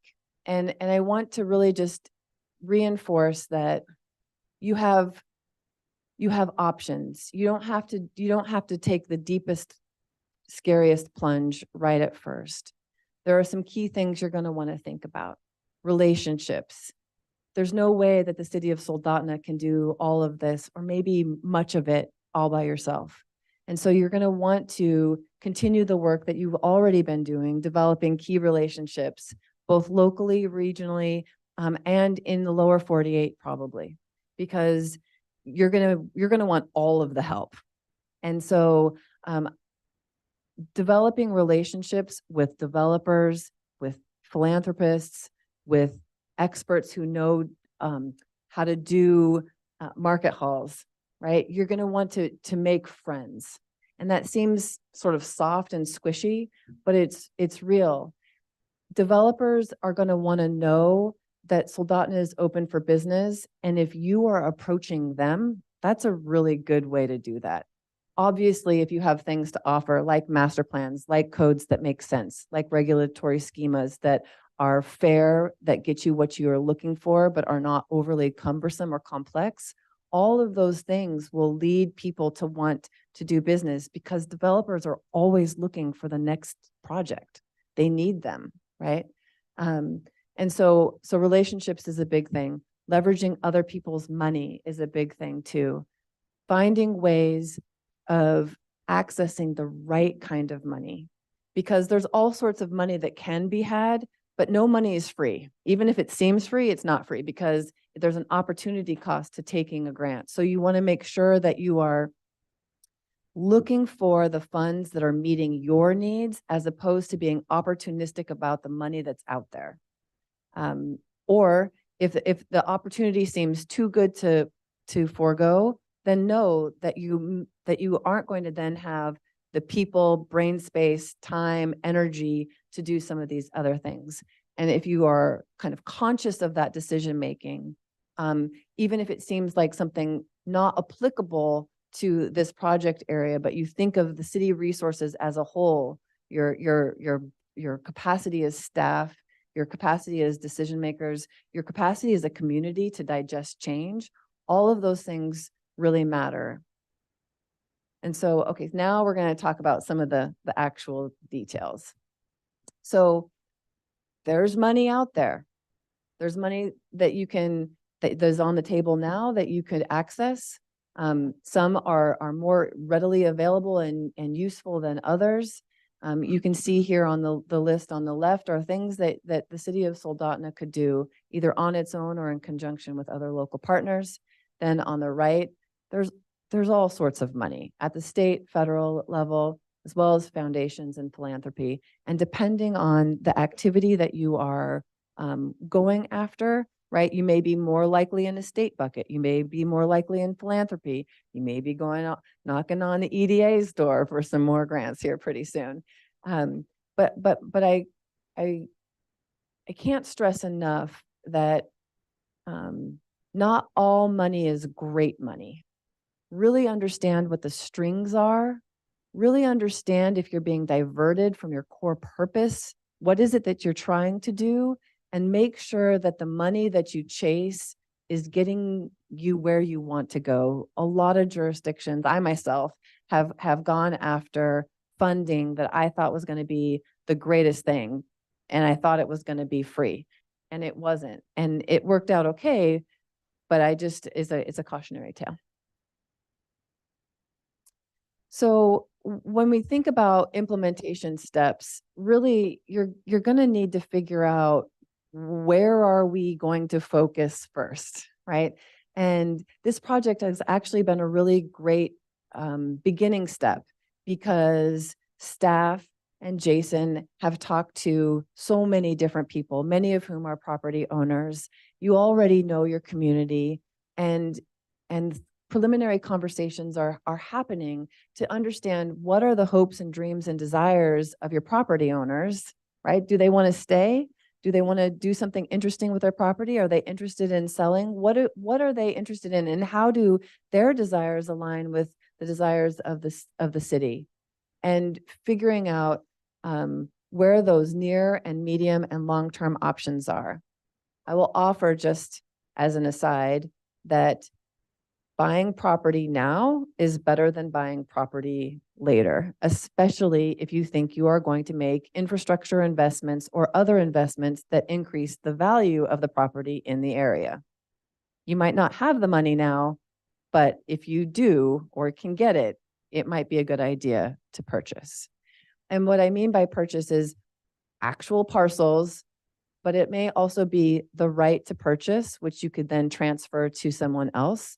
It could also be buying right-of-way or easements or other ways of securing different interests in property that get you the public policy goals that you're trying to realize. And so one of the first things you're going to have to do is figure out, are you in the real estate buying game? Is that something that you have the appetite for? And if so, where would you want to expend that effort? If not, that's okay. There are other options available to you. They're just different. And so having a clear-eyed view of what is possible for you today, what may be possible for you tomorrow is critical. And then the status of those properties and how quickly you can turn them into development opportunities is another consideration. So, are you purchasing? Does it require remediation? And then also, right, always never forget your partners who might be available to help you. And particularly in remediation, there are opportunities available. So the same kinds of questions you ask yourself with regard to infrastructure, utilities, and trails, you're not going to just go build all the things right now. Even if you could, I would not recommend that you do that. There are some things that you want to use as leverage. We will help build a street in exchange for this community benefit or this kind of development. We will maybe build a trail first because that's a community benefit that also increases the value and activation of a site. But you want to really think about what are your catalytic infrastructure projects, and you want to do that in the context of where do you think your first phase catalytic development is going to take place. That's really important. So canvassing the area, understanding where you're going to focus first, and that's going to be based on what your property owners are interested in and what your appetite is and how things align. And then, of course, right, you're going to want to secure some funding to do some design. You're going to want to acquire the necessary easements and right-of-way, and then you're going to want to build the thing. With regard to affordable housing, I'm going to step back and say relationships, relationships, relationships. There are folks here who are already working in the affordable housing arena. There is obviously a role that the city could play, but the first thing you need to figure out is it a priority for you to do so? It's not for the meek. To put an affordable housing project together takes a lot of effort. The city would not be the owner of an affordable housing project. Very likely, if anything, you would be a gap funder. Maybe you're a partner maker. Maybe you offer some incentives to help make affordable housing come to pass. But the first step really is to figure out what role you think you might want to have, and then evaluate your capacity. And in all of these slides, I say, assign a city project manager. Because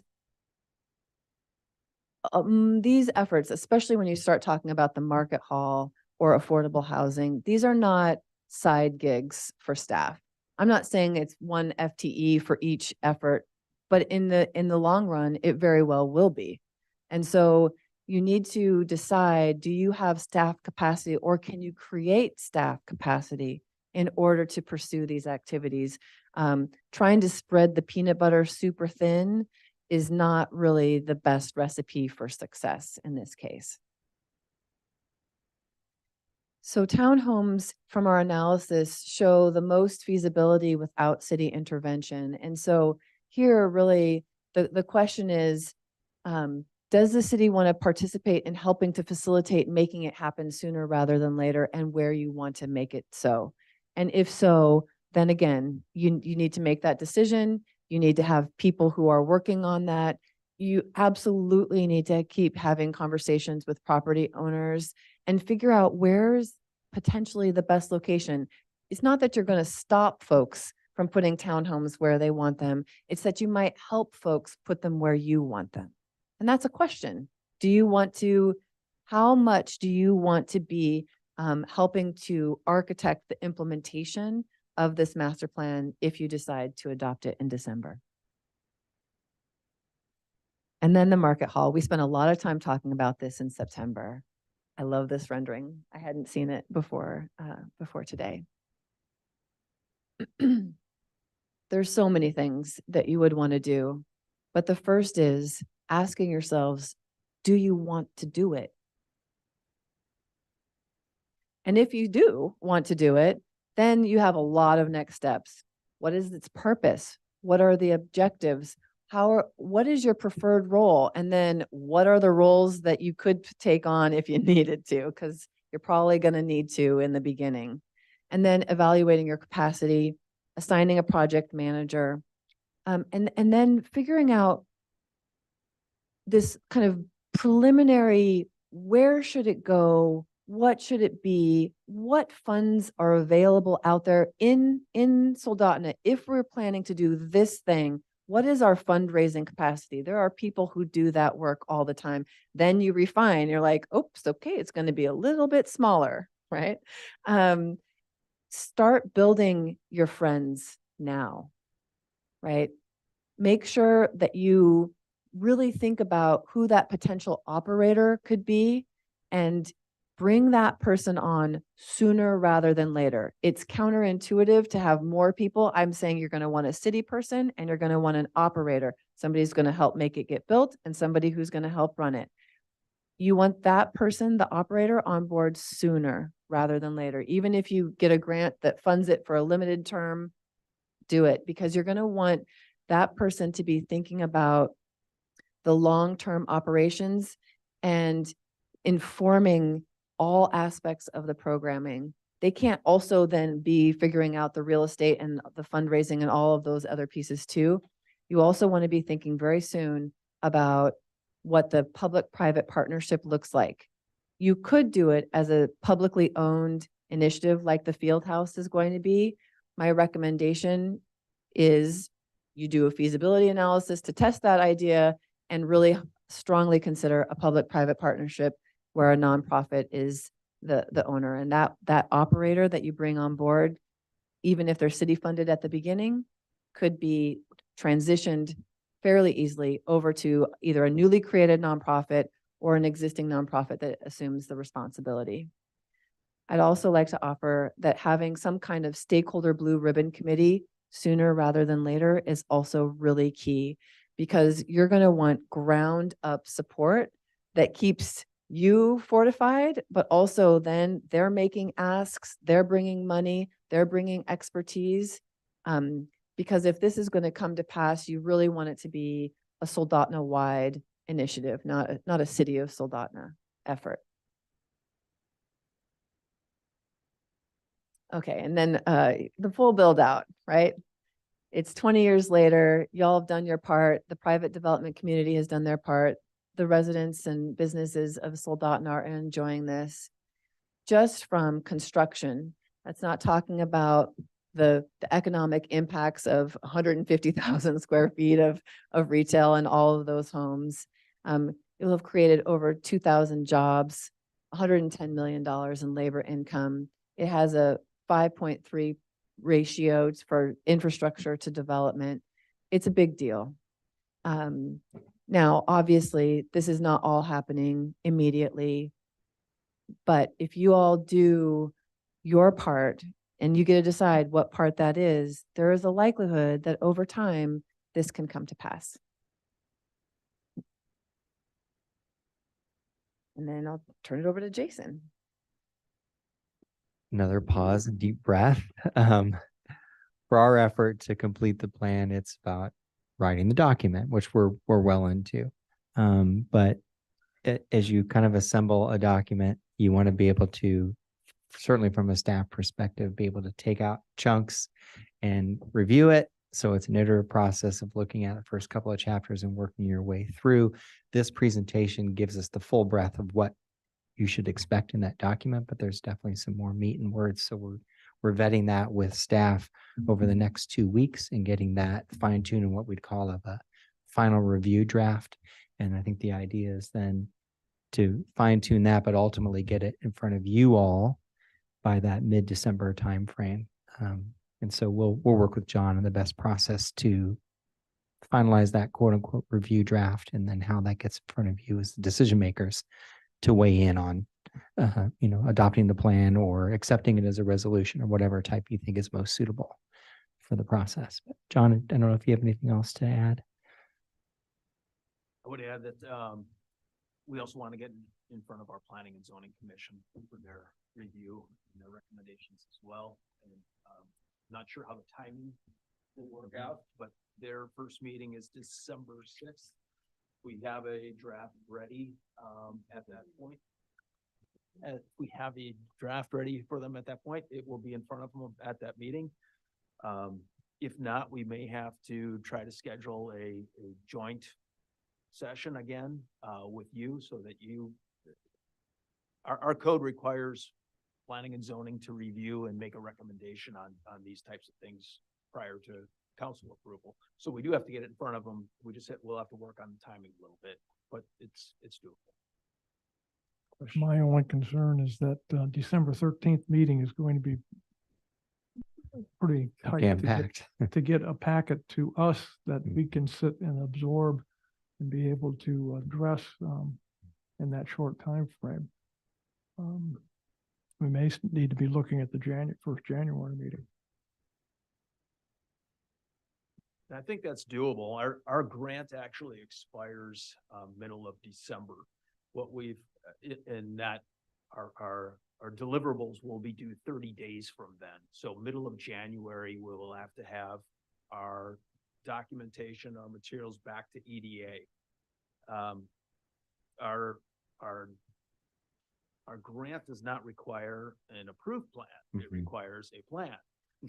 And so if we need time, then we will take the time so that, again, people are comfortable with it, that they can support it, that they believe in it.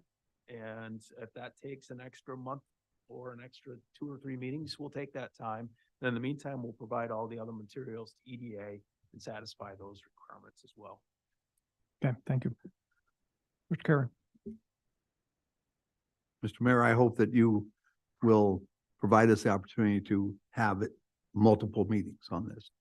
The idea that in 2 or 3 weeks that this, and it's awesome. Okay, and community dialogue is extremely important. And we're talking about the next 20 to 50 years. All that's wonderful. But the idea that in 2 to 3 weeks, I'm going to be asked to make a decision, yes or no, that's not realistic. It is nice that there's half a dozen people here now.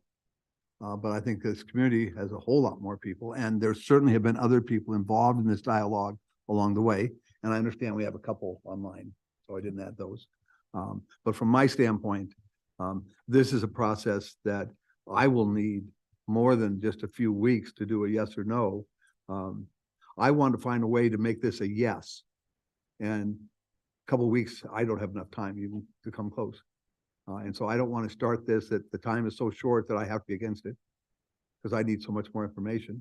And so I hope that we will at least allow for the possibility, and I hope the probability, and I did hear at the very end, and Yet you said that if we do this, there's a likelihood this would happen in terms of success of this, and that's an interesting word. But anyway, just from my standpoint, I hope that we'll look this as a longer process for the city council in making a decision.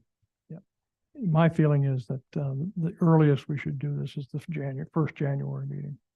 And if need be, we can even extend it a little bit further, but it's going to be a big packet and it's a little bit too much to absorb with the holidays and everything else that are coming around.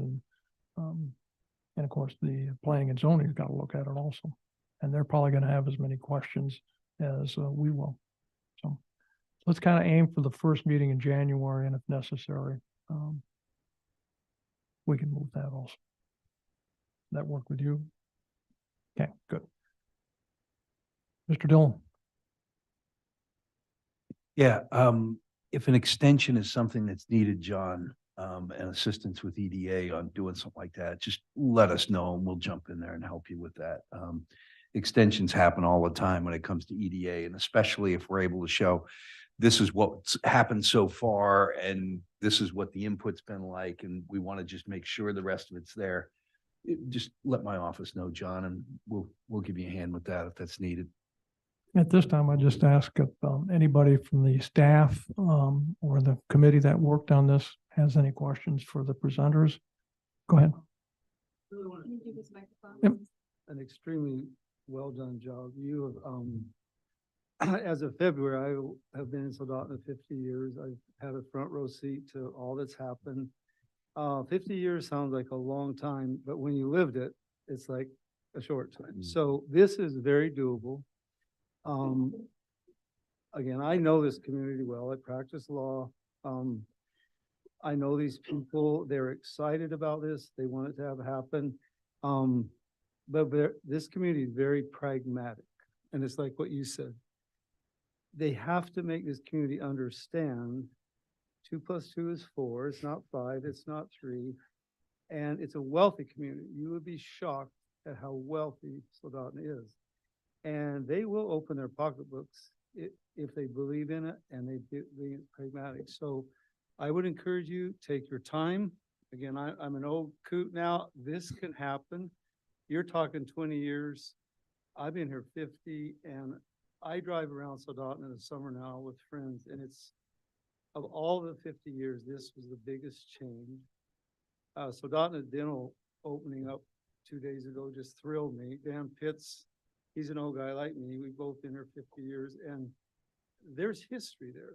Here's someone came to town.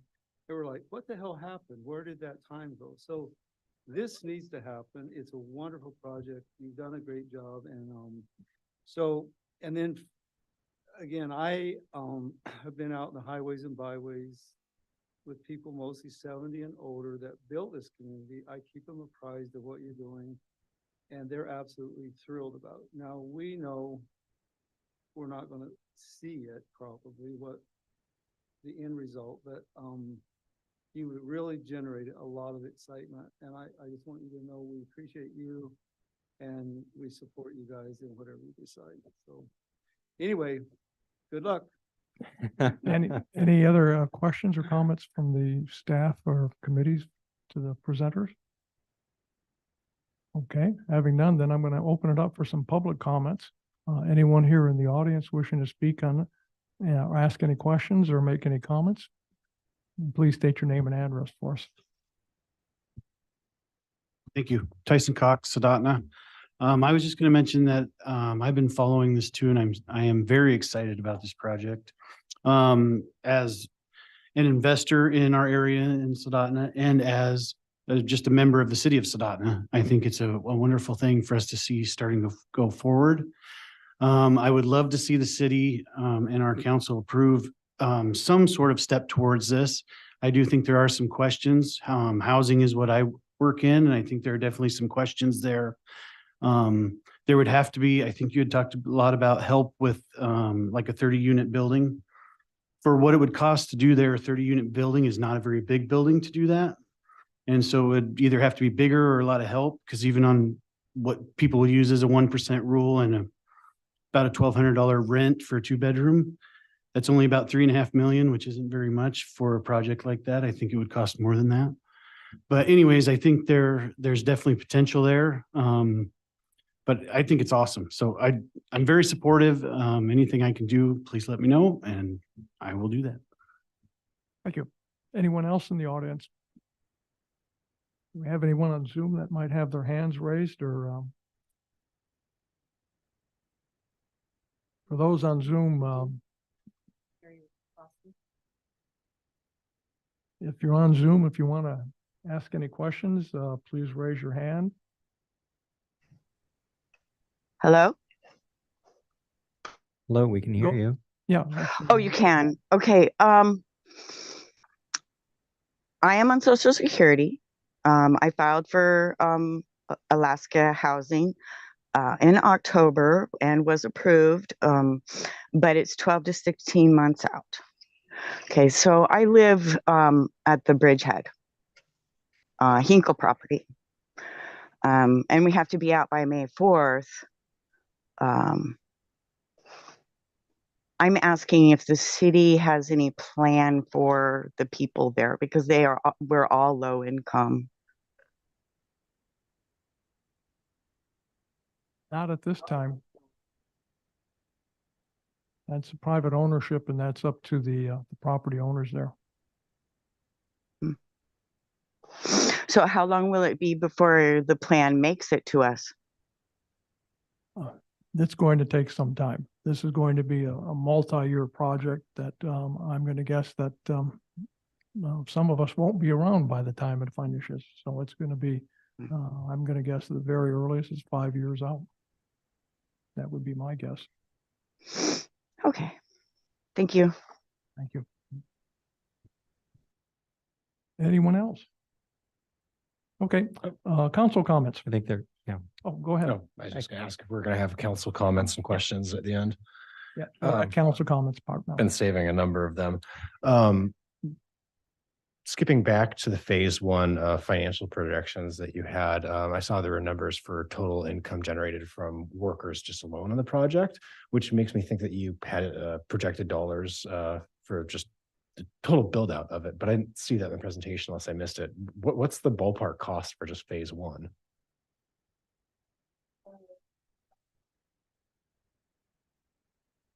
Let's go back to the numbers. I might have missed that in the slide. Will be that one of these. Let's see.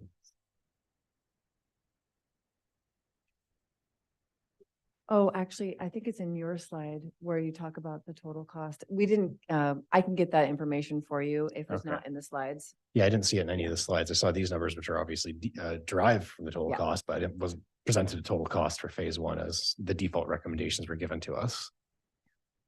We'll provide that. Okay. The other comments I have, I love the plan as it is presented today. There's a lot of fantastic things in this to be excited about. I'm particularly happy to see affordable housing incorporated into the design. I think it's definitely something our community needs. I do have some concerns about the single family townhome incorporation to this and wanted to know what your thoughts were on the necessity of that and the viability if that were to be removed. You know, I look at things like the district down by the bridge, and some of the design mock-ups we had single family townhomes right there on the riverfront. And in my mind, that's kind of a loss of property that could otherwise be used for retail right on the river, like riverfront dining or multifamily homes if we had to. And the first thing I'm thinking of this is, you know, this is extreme gentrification. If we're building single family homes on the river, those are going to be $1 million homes. And how does that do anything to address affordable housing in our community? It just prices people out of them. And it just takes away from other development opportunities that could serve economic development in that area. So if we're going to be doing this, I mean, is there any alternative in which we don't do single family homes or townhomes in that area? Or if we do, we keep them maybe in that mid district area or do things like requiring multi-story, multifamily. I just have concerns about that. And I'd be curious to get your thoughts on that. Can I go first? And you go? Yes. Right. I think I know what you're gonna say. There are worlds of options, right? So one concept is a mixed income neighborhood, right? So you're absolutely right. If you have townhomes near the river, they're going to be expensive. That's That's actually kind of the idea, because that's what makes them market viable right now. And so in my mind, if you wanted to make sure you had a mixed income neighborhood, you would absolutely want to make sure, if you're doing the townhomes, you're also pursuing the affordable housing. So to me, they are knitted together. Now, the question of whether you could forego them entirely, yes, you could. That just might mean you might not see market rate apartments for a while. And then the final thing I'll add is there are also options for land trusts. So you could create affordable townhomes if you wanted to. That would be just another thing that you're leaning into. But it is a model that we've used a lot. Yeah, it's just as I'm sure you're very aware, there's a limited amount of property in the area to work with, and allocating chunks of it for single family, one-story homes just seems kind of like a misuse of the land. And even if we had to wait longer for something to be developed there, that's more efficient use of the land. I'm fine with being patient on that, but that's just my own opinion. Mr. Nelson. There was a comment or a phrase, and I didn't write it down, that was made earlier that was something to do with the ability to process change and for residents to process change. And I feel that tonight, it's kind of that fire hose thing that we talked about before the meeting. I appreciate this, and I appreciate the plan that was made by thinking outside the box, by not keeping it constrained. And I think that, there's a lot in here that's good. There's a lot in here I have some concerns with, of course, that most of those concerns will have to do with just things we haven't answered yet. Like, is the city going to go and do certain things that, the city historically hasn't done? I don't believe, someone can correct me that's been here longer, that I don't believe we've done a lot in housing as a city itself. We have done, things for the community and all of that, and field houses and some, but going to this step is tremendously a next step. So there's good and there's bad things in there for sure. Definitely the economic impacts and where that comes into play. One thing that came to mind, I'm going to admit, I saw a lot of dollar signs kind of flowing through this presentation when we talk about not only the capital investment, but also increased maintenance and other operating expenses to the city that obviously the administration will take into account when we start looking at implementation. You pointed it out, but I'm going to ask this question, which doesn't have to be answered tonight, either John or to Jeanette. In these recommendations and in some of the things you mentioned, this is not, you can't spread the peanut butter too thin. And this city has done a tremendous job with the staff it has in being able to get grants and being able to do initiatives like the field house.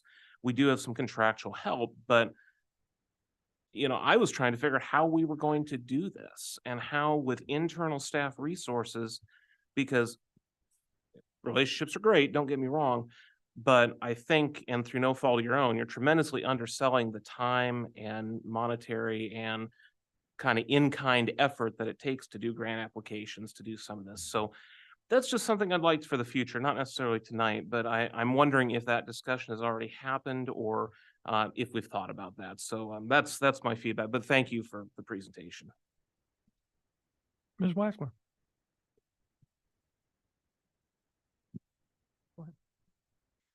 Thank you for those comments, and all the comments.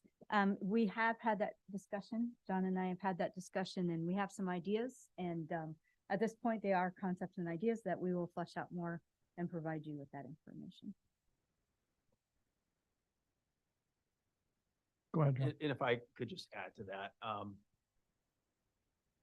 I think in the presentation, I think Cadence a number of times really did stress the amount of effort that is going to be taken or is going to be required. And it's certainly something we recognize, and it's actually conversations that Jen and I have also had in our current state of operation right now. We're spread pretty thin. So yeah, it also gets back to the opening comments that I made about, if we do go forward with this, there's going to be impacts, financial, staffing, capital. So it's something, right?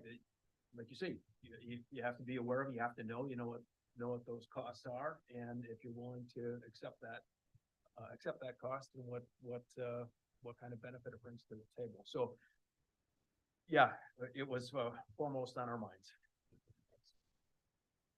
Ms. Michael? I'll let you go. I've already spoken. I can go next. I just want to say, I think to my understanding, future planning, for extensive years in advance, is super important. We've all seen cities that have not had, forethought and have been developed in a way that doesn't help build community. So I absolutely love that we're talking about this. To my understanding, this isn't going to be like an implementation plan. And in that way, I'm okay with moving forward. I'm not gonna just wholeheartedly be like, nope. This is no solid plan, but yeah, it's, I definitely love the idea that Soldotna is taking a progressive approach to planning ahead. And as far as, I just want to address the affordable housing, I think it must be really difficult to be told by a number of community members that a huge focus that they would like to plan the city to be involved in is affordable housing. Yet you guys were given this plot of land to focus on. So to merge those two ideas, I think you guys did a good job addressing that, while at the same time knowing that that might not be the location where in the end we would want to focus our attention in promoting affordable housing. But yeah, so thank you for your work, and I will leave it to Jordan to continue. Mr. Carey?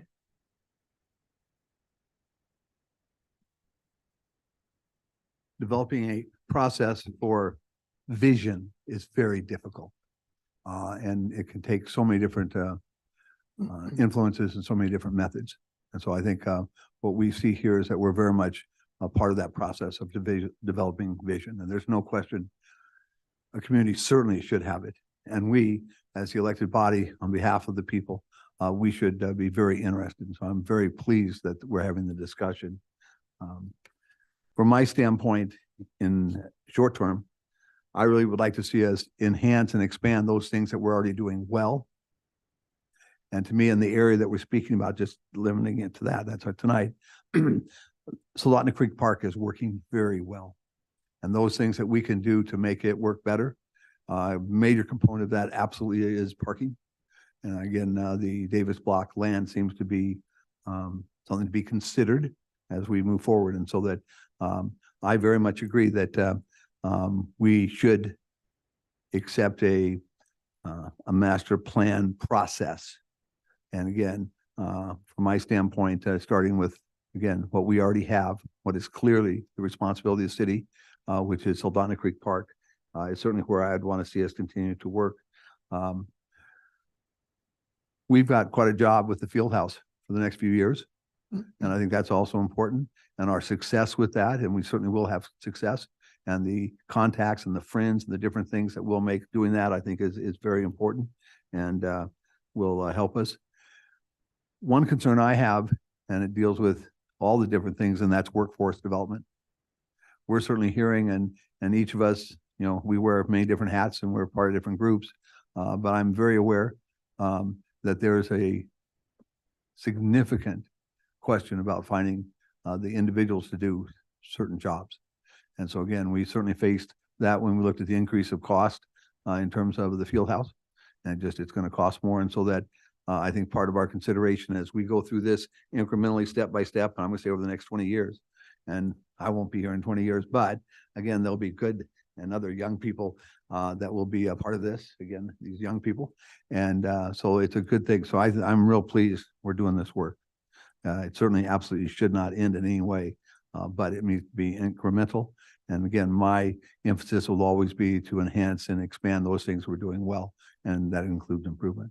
And I very much, and I was really pleased, and I wish I'd have said it first, I didn't do enough thanking for the work that's been done by these committees, these groups that have met, and I thank all of you. And again, we need to do more. Thank you, Mr. Mayor. Mr. Chilson? Thank you. As we've been discussing, there's a lot of pieces to kind of take in on this, and there's a lot of options on how we could choose to proceed. I love the idea of the marketplace building. I think that has so much potential to be a force multiplier to the Soldotna Creek Park area and that whole district. Personally, my preference would be that we start small and iterative and work on our foundation first. We don't lose sight of that, but keep that as a longer term project. We talk about, property acquisition, and it's cheaper to deal with that now rather than down the road. My concern being that if we defer that and keep working on this big project right off the bat, by the time we decide to look back and start building these roads and really doing development on property that we don't have at this point in time, it's going to be much, much more difficult down the road. So I would personally like to see our city focus on, starting small, something like the Riverfront Trail, really building out that connector between the bridge and Soldotna Creek Park. I think that's, working with existing property owners and doing easement agreements and doing limited acquisitions to support that. And maybe there might be a large acquisition or two that goes with that to complete the trail. We could always look at doing something like acquiring the land, building the trail through that as needed, and then parceling that out, doing the infrastructure upgrades. And then, maybe we buy land, build the trail, do the infrastructure upgrades, and then replat it and sell off 90% of it to recoup some of the costs. And actually, at the end of the day, it's not that expensive. So that's something I would like to see us work on in the near term without, again, losing sight of the large projects like the marketplace building. But at the end of the day, we own that property. That's not going anywhere. If that has to sit 10 years before we build that building, we can still do that. If we wait 10 years to start working on building the trail along the river and developing the infrastructure and the right of ways that we'd like to see in the undeveloped land, that might not be an option. And I think we need to work on accomplishing that now while that's still a possibility. Thank you. Got a lot to go over here. It's a very great presentation. Appreciate all the work you've done and all the work the staff has done and the committees that would have been involved in it. But we have a lot to go over, a lot to think about. Where to start? If I had my way, we'd have the whole thing done next week, but that's not going to happen. And like I said, it may not happen in my lifetime, but we got a lot of work to do and a lot of thinking to do. And as Mr. Chosen says, we take it one step at a time. It's not going to happen overnight. So thank you again. We're looking forward to the final report, and we'll see everybody back in January, I guess. Just think, ma'am, if you have one question, why don't you come on up here so you're on the microphone? Over here to the microphone. Thanks, John. I really appreciate being able to be here just as a homeowner and a resident of Soldotna. And I was thrilled to have the invitation and the announcement of this meeting. I'm so surprised there aren't more other community people here tonight. I was surprised to see it here because I thought, how could they possibly have enough space here? And obviously it was. Will you continue to be putting the invitation out there in each of the coming meetings? Every one of these meetings will be a public It'll hearing, be or a noticed public meeting. ahead of time? Yes. Okay. Well, thank you for that. And I'm just really surprised there isn't more of the community. It's a fascinating process to just watch evolve and have the opportunity to comment on. So Could you please state your name for our record? I'm Lisa Hanson. Okay. Mhm. Thank you very much. Thank you. And if I could just follow up. So what Ms. Hanson is, I think, referring to with regard to invitation is we've been collecting the names and email addresses of people who are interested in this process from the start. And so we've got about 185 people on that list. And so we sent everybody an invitation to this meeting, and we'll continue to do that. But what we've seen so far is the meetings attendance gradually getting smaller, huge amount at our first public meeting, a little bit smaller at our next one. And honestly, we were anticipating this one would be smaller yet.